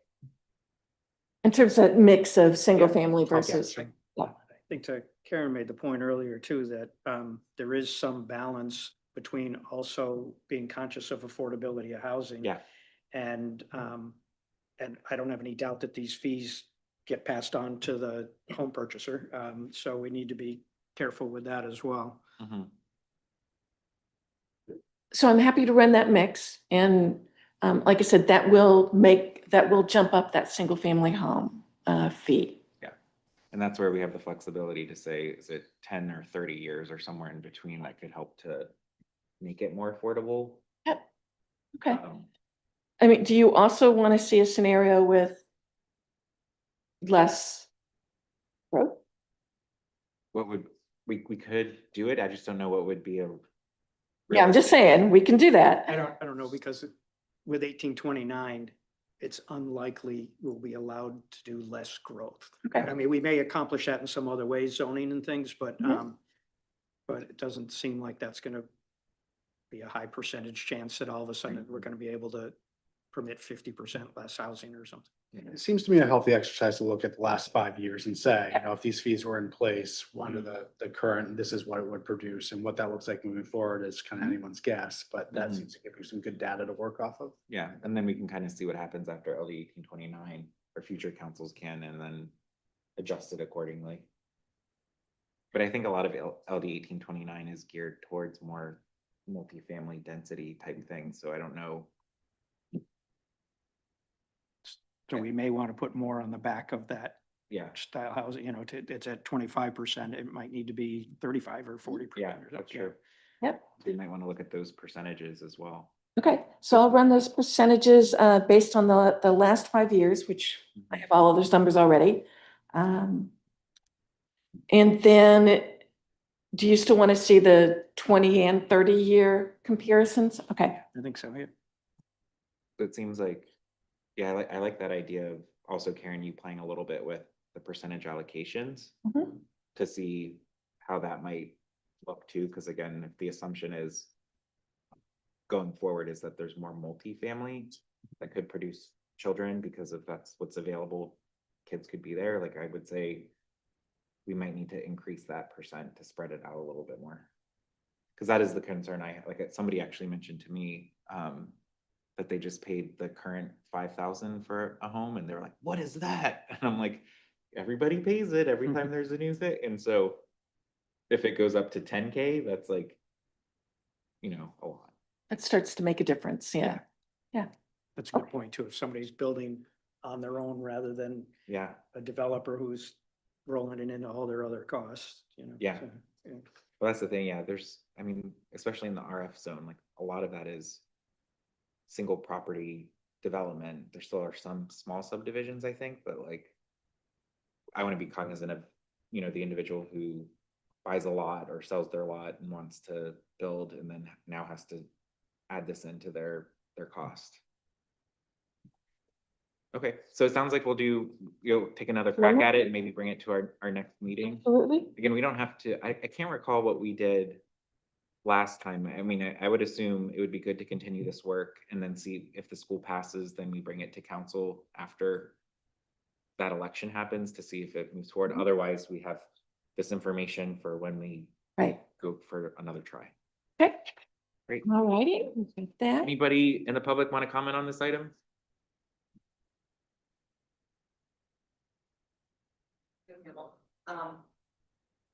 I don't understand why the impact fee is lower for multifamily buildings, especially if it's a 2-bedroom, 3-bedroom unit.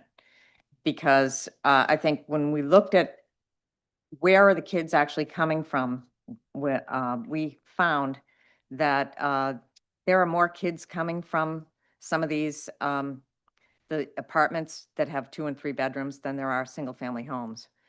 So at least I know, Karen, one of the prior studies that you put together showed that. So I'm concerned that when I see, you know, the lower fees, that even a two-family, the two units don't even add up to what a single-family home pays for. They're getting a big discount. And the other thing that we talked about, or that we've been thinking, is that with LD 1829, well, how do we combat that? And one way is to make sure that your impact fees are in line with what your true costs are. And so I have no problem with a $10,000, with a $10,000 new home fee for a school impact, because it's a real cost that we taxpayers are facing, so. Yeah.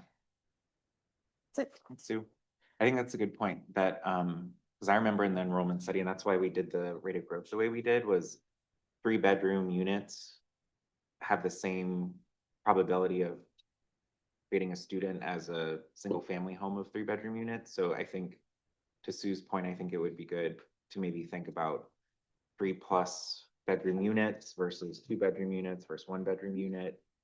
Yeah, we were replicating the existing Yeah. fee at this point. Yeah. And that's why I said, I think some of this probably needs a little tweaking on the relationship between the units and what their impact is. I think you should look to do a 5-year historical model. The school department, from when we're doing the work, is they can tell you pretty specifically out of the multifamily units, how many kids are coming to the school districts from those different projects. Yeah, one of the differences between what we've been doing and the schools is, I believe the schools still exempt the 1-bedrooms and don't count them as generating students. Whereas in the work that I do, I include those 1-bedrooms. They get assigned a little bit, but they're still part of that mix. So that's why our numbers tend to look a little bit different, because we're including more units. And just also thinking of Sue's comment, like, the reason why I think I would maybe be okay going a little bit lower is because, the point that I feel like the school has also shared with us, that a lot of the new students that enroll are coming from the turnover of Right. the, suburban neighborhoods that we have across town. And so again, it's not a perfect science to know how much of this is going to get applied, but I suspect the full 516 or whatever, it's not net new from new development. It's likely partially from that, but I think there's also probably a factor of turnover in homes. And as our population continues to age, I'm assuming they're going to start to downsize at a rapid rate, and we're going to see a lot more kids come in through existing. But those guys don't get charged. Yeah, they don't get Yeah. charged. So that's where Right. it's like, Right. trying to be fair to some extent, and I Mhm. think we can't predict exactly what's gonna happen, so these assumptions feel safe, but at the same time adding some subjectivity to make sure that we're considering these outliers that are really gonna happen too. I think last time when we did this, we did pull out some of the growth, and it was a larger amount of capacity increase too last time. Okay. And we had pulled out some of that and assigned it to existing development. And so the new development was not taking the full freight. But I will say it's when we looked at it, what we did is I said, well, if I'm going to have 260 units or 260 or 2,600 units over 10 years, I extrapolated what would that be in terms of new students. And it was pretty close, but I would say we're probably overestimating the number of students. But that's why I went ahead and assigned in this version 100% to the new growth.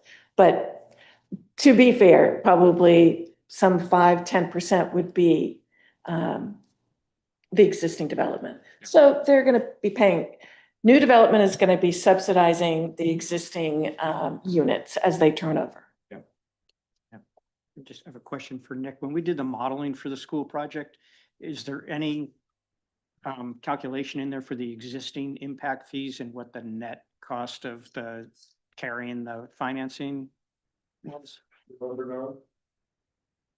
There's so many spreadsheets going on. I hear you. He has a computer up, but I'm not, top of mind, I'm not aware. We may not have, because I don't think you were really looking necessarily, I don't think you separated new housing growth, right? So you wouldn't capture Just the impact. Value overall. not Right, yeah. housing Specifically. Okay, yeah, so I'm sure, yeah, okay. Great. Well, excellent work, Karen. So maybe we'll be seeing you two at the next meeting with some different numbers, different modeling that we can look at. And I think we could be pretty quick. Yeah. We don't have to go through all the basics again. Yeah. Okay. And then you're up for the next item, right? Talk about the tax shelter benefit. Absolutely. Nick's gonna come back and join me because we've been having fun with this, haven't we? Sure. Presentation. Yes, please. So everything that's in here, except for the very last slide, is all in your memo, but I thought it might be helpful just to be able to focus a little bit in putting out these slides. So we really looked at the shift benefit associated with tax increment financing districts in two ways. We had two questions, really. One question was, what happens in this fiscal year? You know, what's going to be the benefit that we receive this year? And then the second question was, hey, if we're doing a projection of a single TIF district, what's that methodology look like? And I want to start with the estimate first, and also talk about how a benefit is created in the TIF district. So state funding formulas use total valuation as a proxy for wealth. It assumes that wealthy communities need less assistance. So the higher your valuation, the lower your funding. But Nick's gonna fix that on the new task force. That's right. Yeah, if you can. Right. And so the simplest piece of the TIF is to be able to say, hey, a TIF district lets you hold harmless that new value that you create, and it takes it out of the state funding formulas, theoretically lowering the impact of valuation and increasing our state funding, particularly in education and in the state revenue sharing. It's also an impact in the county tax because it's really based on your total valuation. And again, more valuation, you're going to be paying more taxes. And so in all three of those things, if you've created the value in a TIF district and you're capturing it for the purposes of sheltering, you are receiving a benefit that's created by that sheltering effect. But it's different when you look at an estimate for the current year versus a projection. So when we're doing the estimate, we're saying, let's look at the total value of all the valuation that has been preserved or new valuation within the TIF district for all TIFs. I'm not singling out a single district. And then we are going back into the distinct funding formulas for each of these things. And we're saying, all right, this is the calculation with the captured assessed value removed.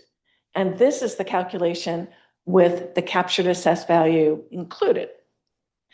And again, it's for all TIFs, no singling out. So it doesn't matter where TIF is in its process. We just know from Nick's numbers, what's the total captured assessed value in any one year.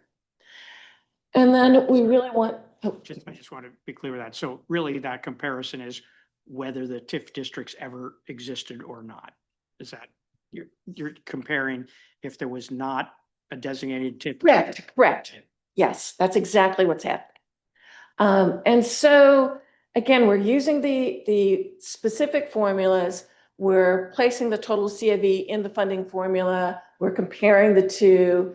And then this is the tricky part. We're comparing for this year. We're comparing the amount that we are receiving either extra or have avoided, comparing it to the taxes generated by the CAV from that year. And that sounds, that makes sense, right? Right? Okay, let's go on. Let me show you why it sounds funny. So I call it the estimates and time travel. All of the formulas use state valuation of municipalities. The state valuation for any 1 year is based on data from 2 years ago. So if you look at state valuation, that's really equivalent to our fiscal year 2023, or 4/1/23 is probably a better way of saying that.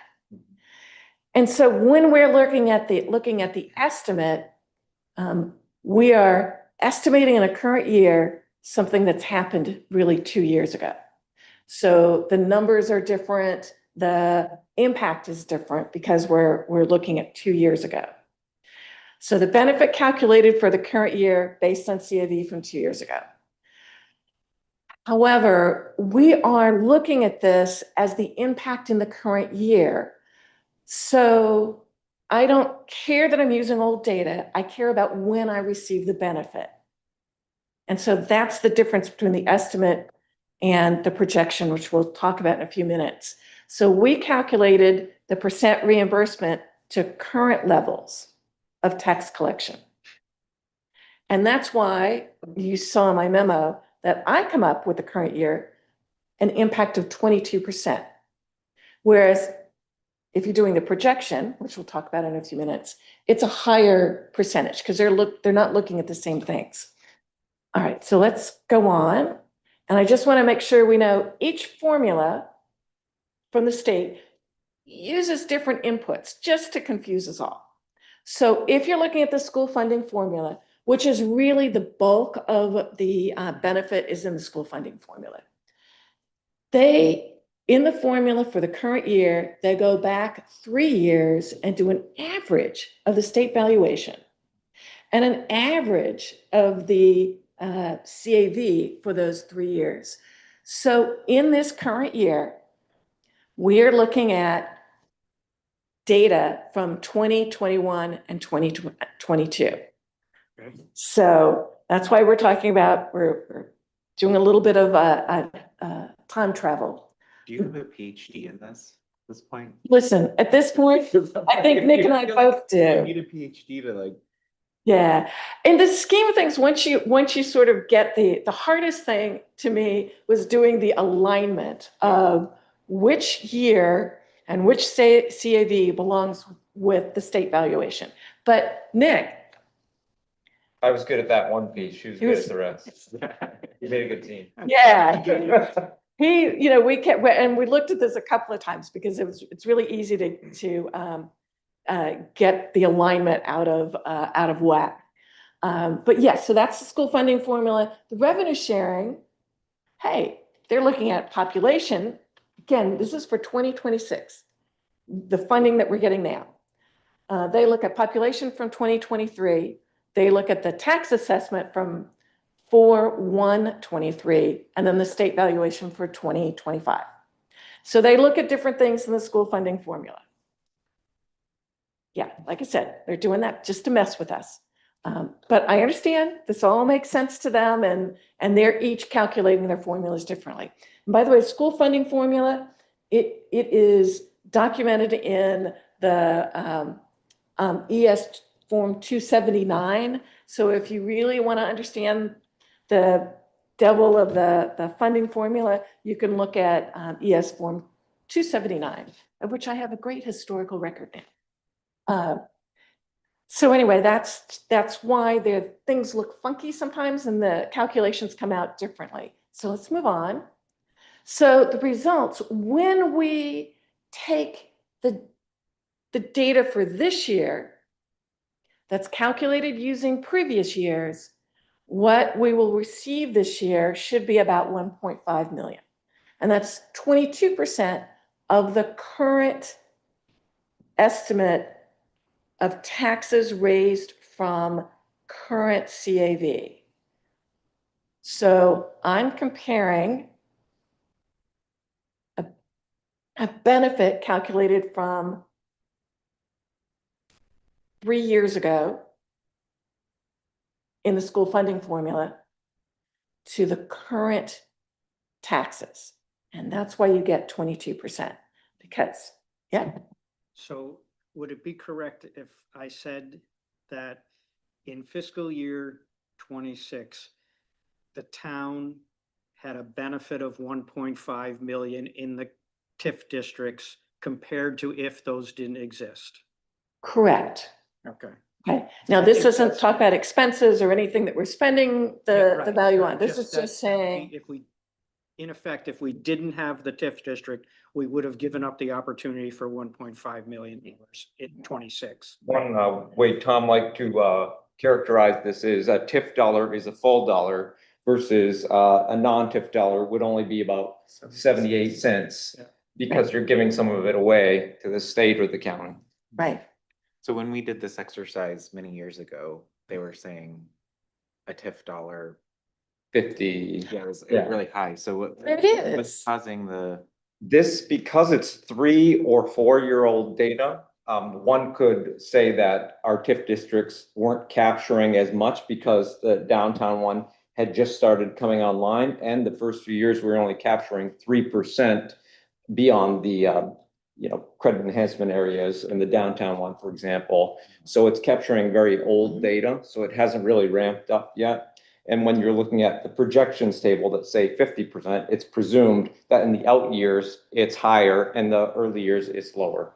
okay, That's the gist. then that makes sense because Yeah. there's not a lot of And I- investment coming in or new. 22%, I think also is interesting that it's actual figures. So it's, in one way, more reliable. We can say this did happen and that number should increase in the coming years. But even if it is only 22%, one can say that's better than no benefit. Right. So where does this benefit live? Does it live in the TIF revenues or does it live in the general fund, or is it really just hard to say where it really? Well, where actually, in the scheme of things, correct me if I'm wrong, it would get attributed to general fund Yeah. because it's a reimbursement. And county taxes come out of the general fund? Yeah, so we're getting reimbursed, we're getting, most of that 1.5 million is the difference in the school funding formula. So it's a combination of additional general purpose aid that Yeah. we see as a revenue sharing, and a decrease in our county tax That gives us a net benefit. of 1.5. And this is always in effect a rebate, right? It's not, are we holding back those dollars and not remitting them to the state or, well, I guess it's different. Depending on the 3, it's different. The state is giving us more money than they would have. And the county, we're paying them less than we would have. Right. But they're not writing a check at the end of the year saying, this is your benefit from the Right. tip. They're just saying, hey, when you take out valuation, your funding in revenue sharing goes up. And your funding in the school funding formula goes up. So it's not really like a net, because there's a little bit of like cost avoidance and then maybe more. So it's not Exactly. really like 1.5 million in the general fund. It's really, Well, the impact is on the general Yeah. fund. yeah, the impact is there. But you won't see that number in Yeah. any one place. Right, It's not- which is why we decided we needed to create this, because, Bifurcated, there's benefit in school general fund for the increased state aid that we Right. didn't point. use. And there's the cost avoidance in the town general fund, for county taxes, so it's a split benefit, but it's for all the town. Yeah. I'm willing to take questions if you want to ask a question, because I know this is complicated. So when we did this in prior years, we talked about the impact of being a minimum receiver. Right. And I don't know where we are relative to that anymore. If you could just address that. We're no longer a minimum receiver. And that can also change. And that's why I think we're feeling safer we're going to do the estimates so we know exactly where we stand. So right now we are receiving the same types of benefits that other communities receive in the school funding formula.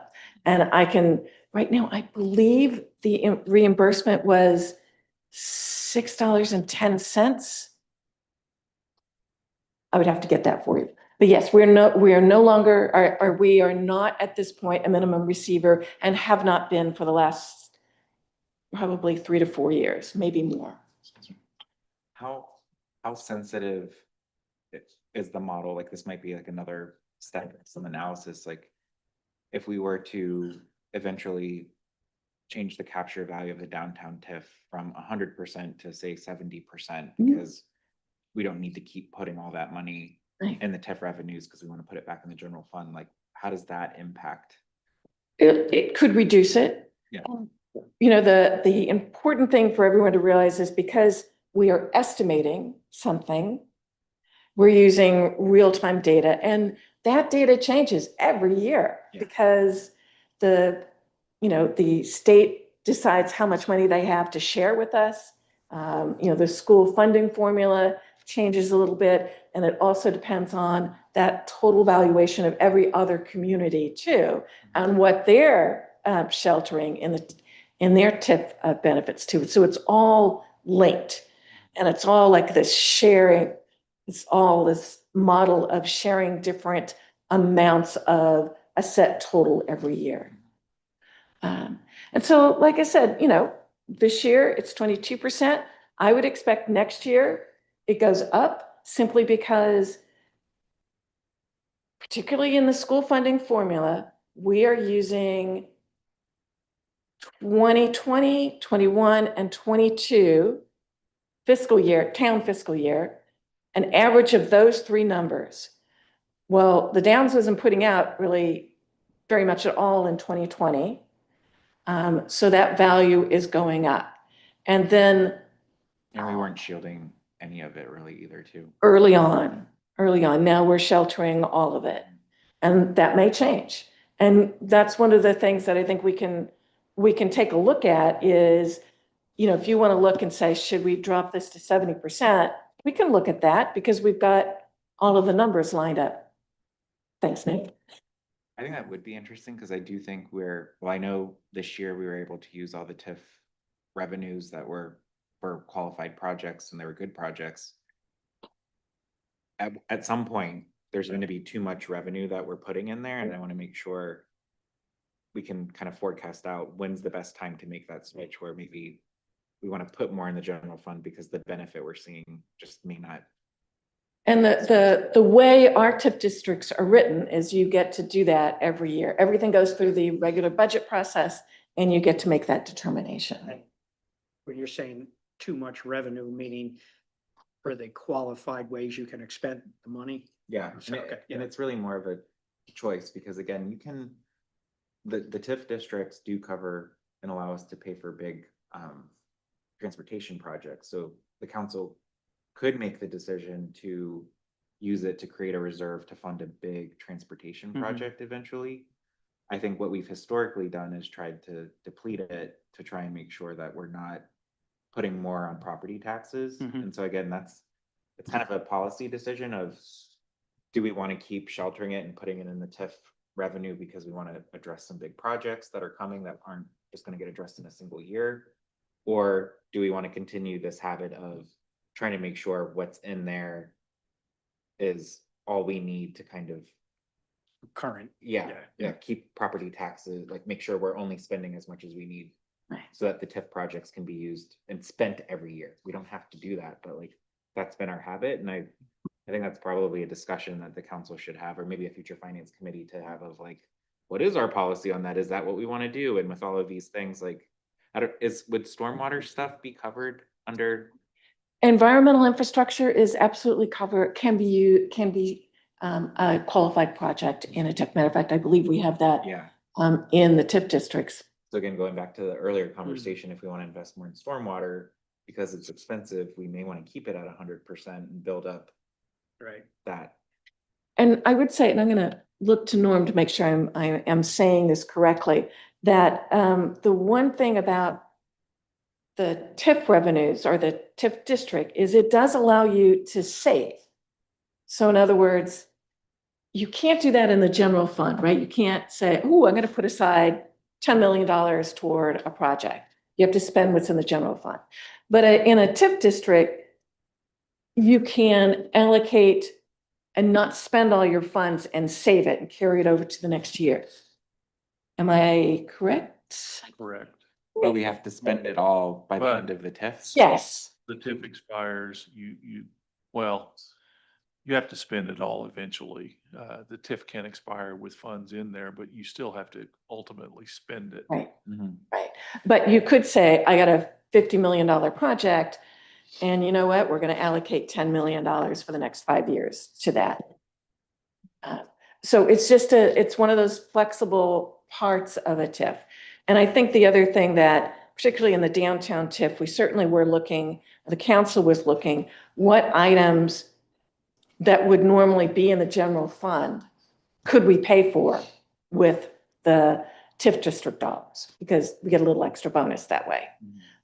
And so, you know, it's helpful to have it in the TIF district when you can.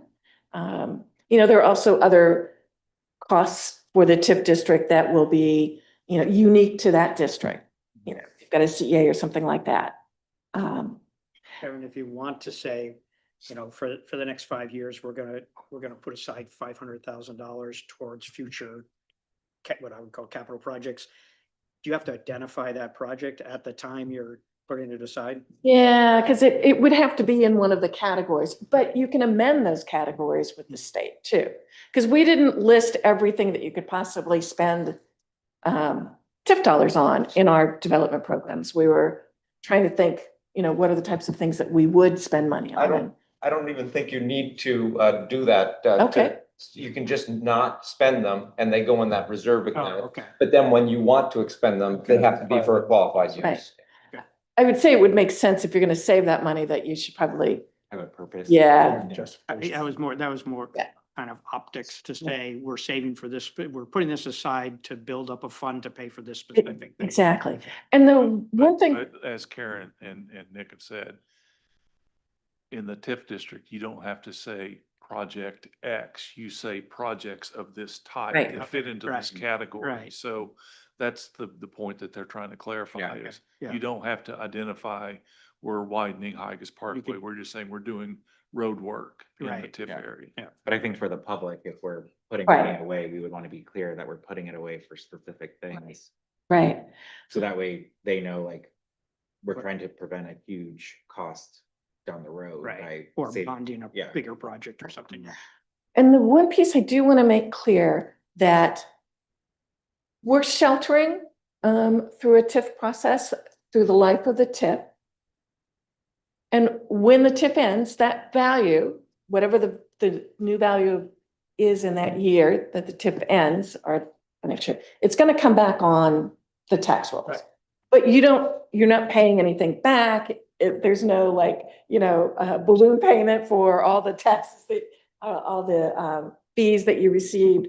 It's just, okay, the TIF ends, then this is going to come back on the property tax rolls and start affecting the valuation.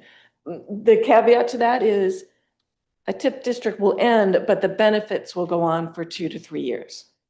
Okay, right, because of the lag in the. Exactly.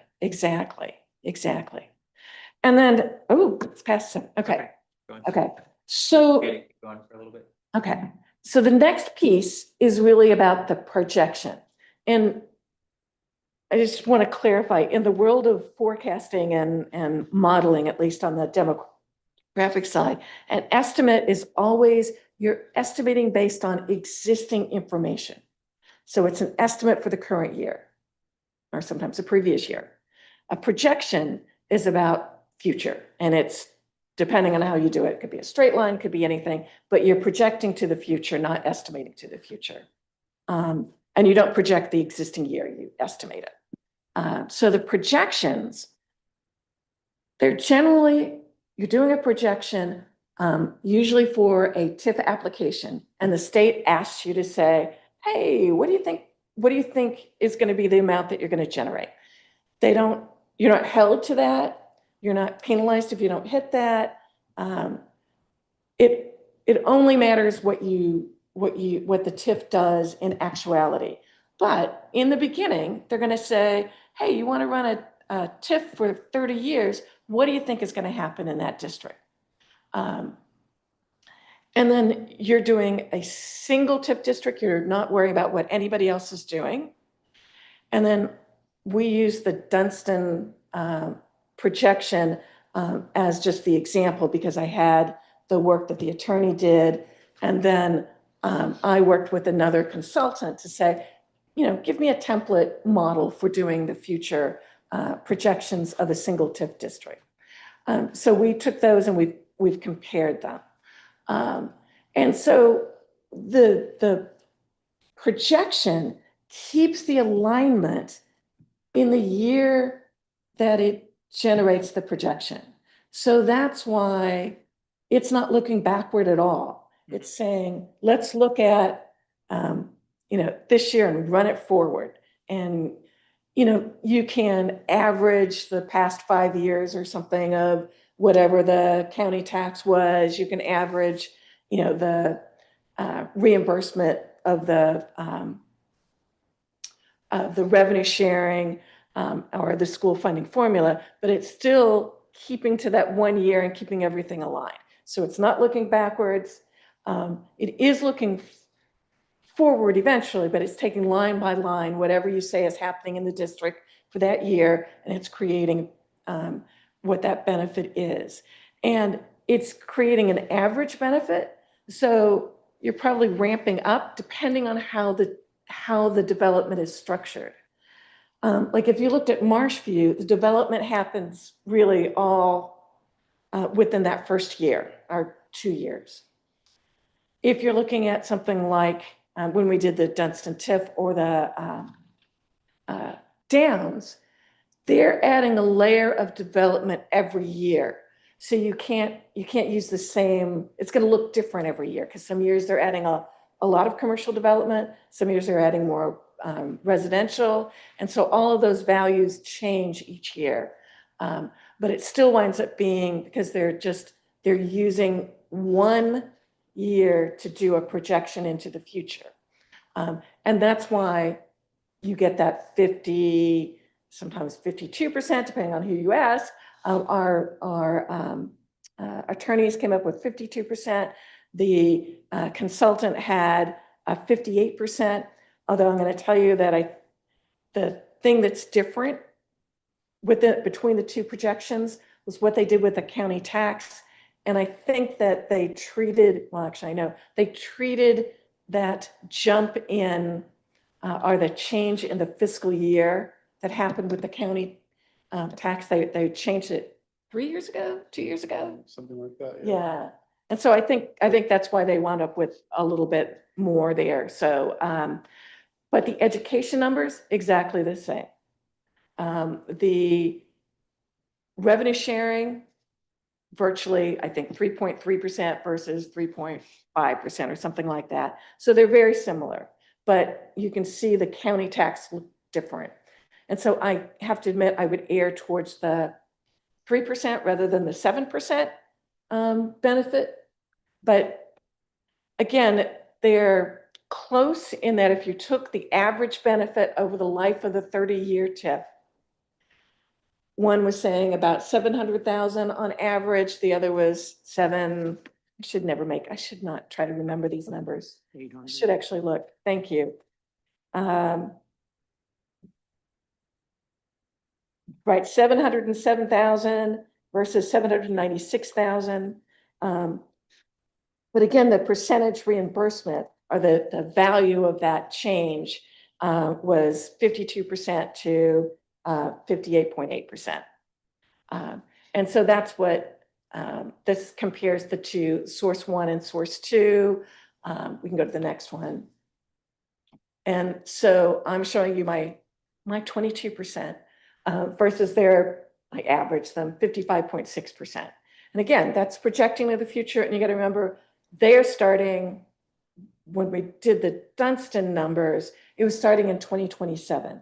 So they were capturing or had the advantage of having the revaluation values in there, which that revaluation has not hit our TIF reimbursements yet. Good point. So how much, when the revaluation happened, like what was the net change in the, do you know, in the TIF? In the downtown TIF area, like what? I don't know top of my head. I could Well, certainly. You don't look have it it up. memorized? No, too many numbers. Oh, man. So we'll see that bump because of the year delays. Like when will we see that benefit from the, Partially over multiple years because the school one averages 3 years, but okay. it hasn't even started yet. So it will only start for the first time in the next year or two, but then it will continue for a couple of years after. Yeah. Question about the state valuation used for the purposes though, because we have obviously we had a ratio that was Yep. dropping, right? So it's not like we went from 500 or 5 billion to 7.5 billion. The state was not believing that the 5 billion valuation revale. That's a Right? good point. Right. So it's not gonna be this huge jump. Yeah, It's gonna be a more gradual. because the state valuation was already quote unquote equalizing us by how much they thought we were undervalued. Because So we were it's- late with the reval. Well. Purposefully so. Perfect. Although I will say, when we did this, we went back and we factored the CAV to match the ratios. So we did do apples to apples on that. Again, another one of those weird idiosyncrasies when you're putting all of this together. You keep thinking, wait, that's not right. We need to account for these types of things. But yeah, so that's essentially what's going on here and why my numbers are lower than a projection that's starting at this point, 5 years later. And using the same numbers forward and backwards. When is the right time of year to calculate the benefit? Because I do feel like this is something that would be good every year. Absolutely. To just have, The absolute earliest time we have some of the numbers is around the tax commitment. Until then, we don't even have some of the numbers to do it. yeah. So that's one of the factors involved. That and when the state is doing their revenue forecasting or their revenue estimating for the next year. And they do that. Sometimes I think they do the revenue sharing estimate in January. School funding is probably a little bit later, but we have to have those, what the state says it's going to do in this fiscal year in order to make this work. Yeah, I just think it would be good in the budget book. Yep. When we talk about TIFs, to like keep a running tab of the TIF benefit. And Just try and make sure that we're being a little bit more transparent of what we're actually seeing. And again, if it sounds like tax commitment is the best time to do it, then it goes in the next budget book to be able to be clear on this is what we're seeing in terms of the benefit. Sure. And at worst, even if it's a year late, but we keep up with it, it will provide relevant data. yeah, and that's why we did this, because we felt like it's nice to have the rosy estimates, our projections. Yeah, even I'm doing that, the rosy projections. But in any one year, what am I getting? And that's what we wanted to get to. And we did have our consultant review some of that, and he's like, let's not do that for the projections. I said, I'm just trying to estimate. I'm not trying to mess up your spreadsheets. It would be like, I don't know, maybe not right away, but at some point it would be good to like dig deeper into the question of, our policy on this and factored value and how much do we want to do, or do we want to, like, is our policy to try and spend it all in that year, or do we want to start saving up for big projects? And like, because I think that requires some discussion, or you can. I was just gonna say. Sigh of- No, I agree. I agree with that. I think one thing that I expect will get some interest, particularly as we ramp up the budget, is, again, we've brought forward a lot of plans and studies, and that does really envision a lot of investment, either potential investment or needed investment. And so I think that paired with what do we expect for TIF revenues in the future? Because again, this sort of, can we spend it all? And I certainly understand the benefit of that particularly for the taxpayers of today, because they're realizing all of those TIF revenues and directly offsets the burden on the general fund and the tax rate. But there are going to be some investments that I think the community is going to need to really consider and save for. And so does this, I think, kind of overlaying all those plans and needs with what we expect from TIF revenues and what the relationship is there, or the potential or opportunity is, I think would be important. I think it's important. I think if we could make some clear analysis and presentation, I think this is gonna come up quickly as part of the whole growth discussion. And kind of getting better information out to the public about the benefits and any cons to it also.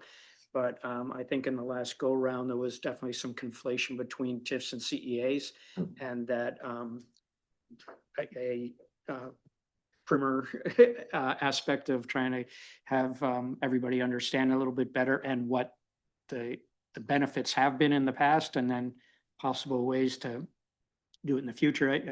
I learned for myself in that there's no, I think everybody's viewing the TIFs as a gateway to the CEAs, which technically it is, but that they don't have to go hand in hand. And I came away with, well, I was against the Dunstan one more based on the age of it and all, but that there's certainly potential benefits here that we shouldn't let pass us by. Yeah. And that would be this.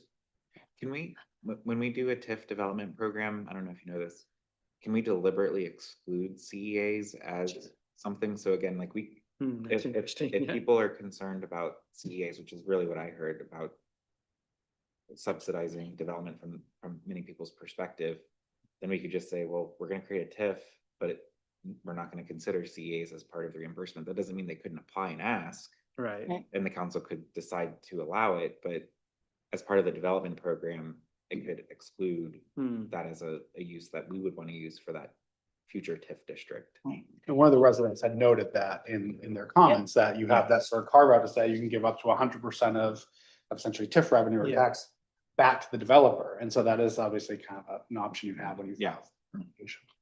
And the one thing, this was not in the memo, but since I had the information, I thought I'd share it with you. So in Cumberland County right now, in the interest of everything not being in the current year, this is active as of 2024. There are 93 tax increment financing districts in Cumberland County across 20 different communities, covering almost 11,000 acres in TIFs. And some of these were really small communities, and the reason they did them was the pipeline that was coming through. They were going to be really receiving a lot of property tax for an increase in investment by this one pipeline company. And I thought, well, hey, why don't we tip this so that it doesn't show up in our valuation or state valuation. And that's several of the Lake Region communities and a few others. You'll see that TIF is there, but it was a narrow corridor for pipeline. And that really helped them, save their school funding formula and other things. So there's lots of reasons to apply the financing districts. And I just think we have to remember that it is a financing tool. Yeah. No, it's doesn't authorize anything other than different types of financing. Yeah. So to Larry's point, I know Autumn's working on the growth workshop for October. I think we all are. I do think pulling this information into it somehow, like even just a couple of your slides to share this as part of that, because I think it's really just trying to baseline everybody on like what our options are, what's happening, what's happened. So I think this would be good to just figure out how to fold some of the elements of this, like not go in quite the detail, but even just to making sure council is aware that there is a benefit that we're seeing, that 1.5. And even your slide of like other communities are doing this, these are good financing tool. Doesn't mean we have to do anything right away, but it's an option for the council if they ever want to go down that path again. Great. Any other questions? I'm all set. Thank you. No? The next item is public comment. I don't see anybody in the room. Anybody online who would like to comment? Oh, Jim is here. Sorry, Jim, I didn't see you behind it. Jim, any comments? No? All right, I just want to say thank you to everybody today. Karen, Nick, Norm, Angela, who's not here, like, really great stuff. Like, I'm just always so impressed with our town and how much it's clear to me our town is the experts in this. And, you know, I'm sure you guys are gonna be knocked on the door to do something for GP cog. Maybe we can get a reduction in our GP cog fee if you guys do that. Because I do feel like every time I'm seeing them put something out, it's usually generated in Scarborough. Yeah. That they're pulling out new things to share. So this is great work. So thank you guys for spending time on it. Thank you again, Larry, for bringing forward that, the senior tax rebate suggestion. I think that's great. So really, really great meeting. With that, can I get a motion to adjourn? Second. Oh, you want the first one? Yeah, well. I would like that's to good. make a motion to adjourn. Second, all in favor? All right, thank you, everyone. Thanks.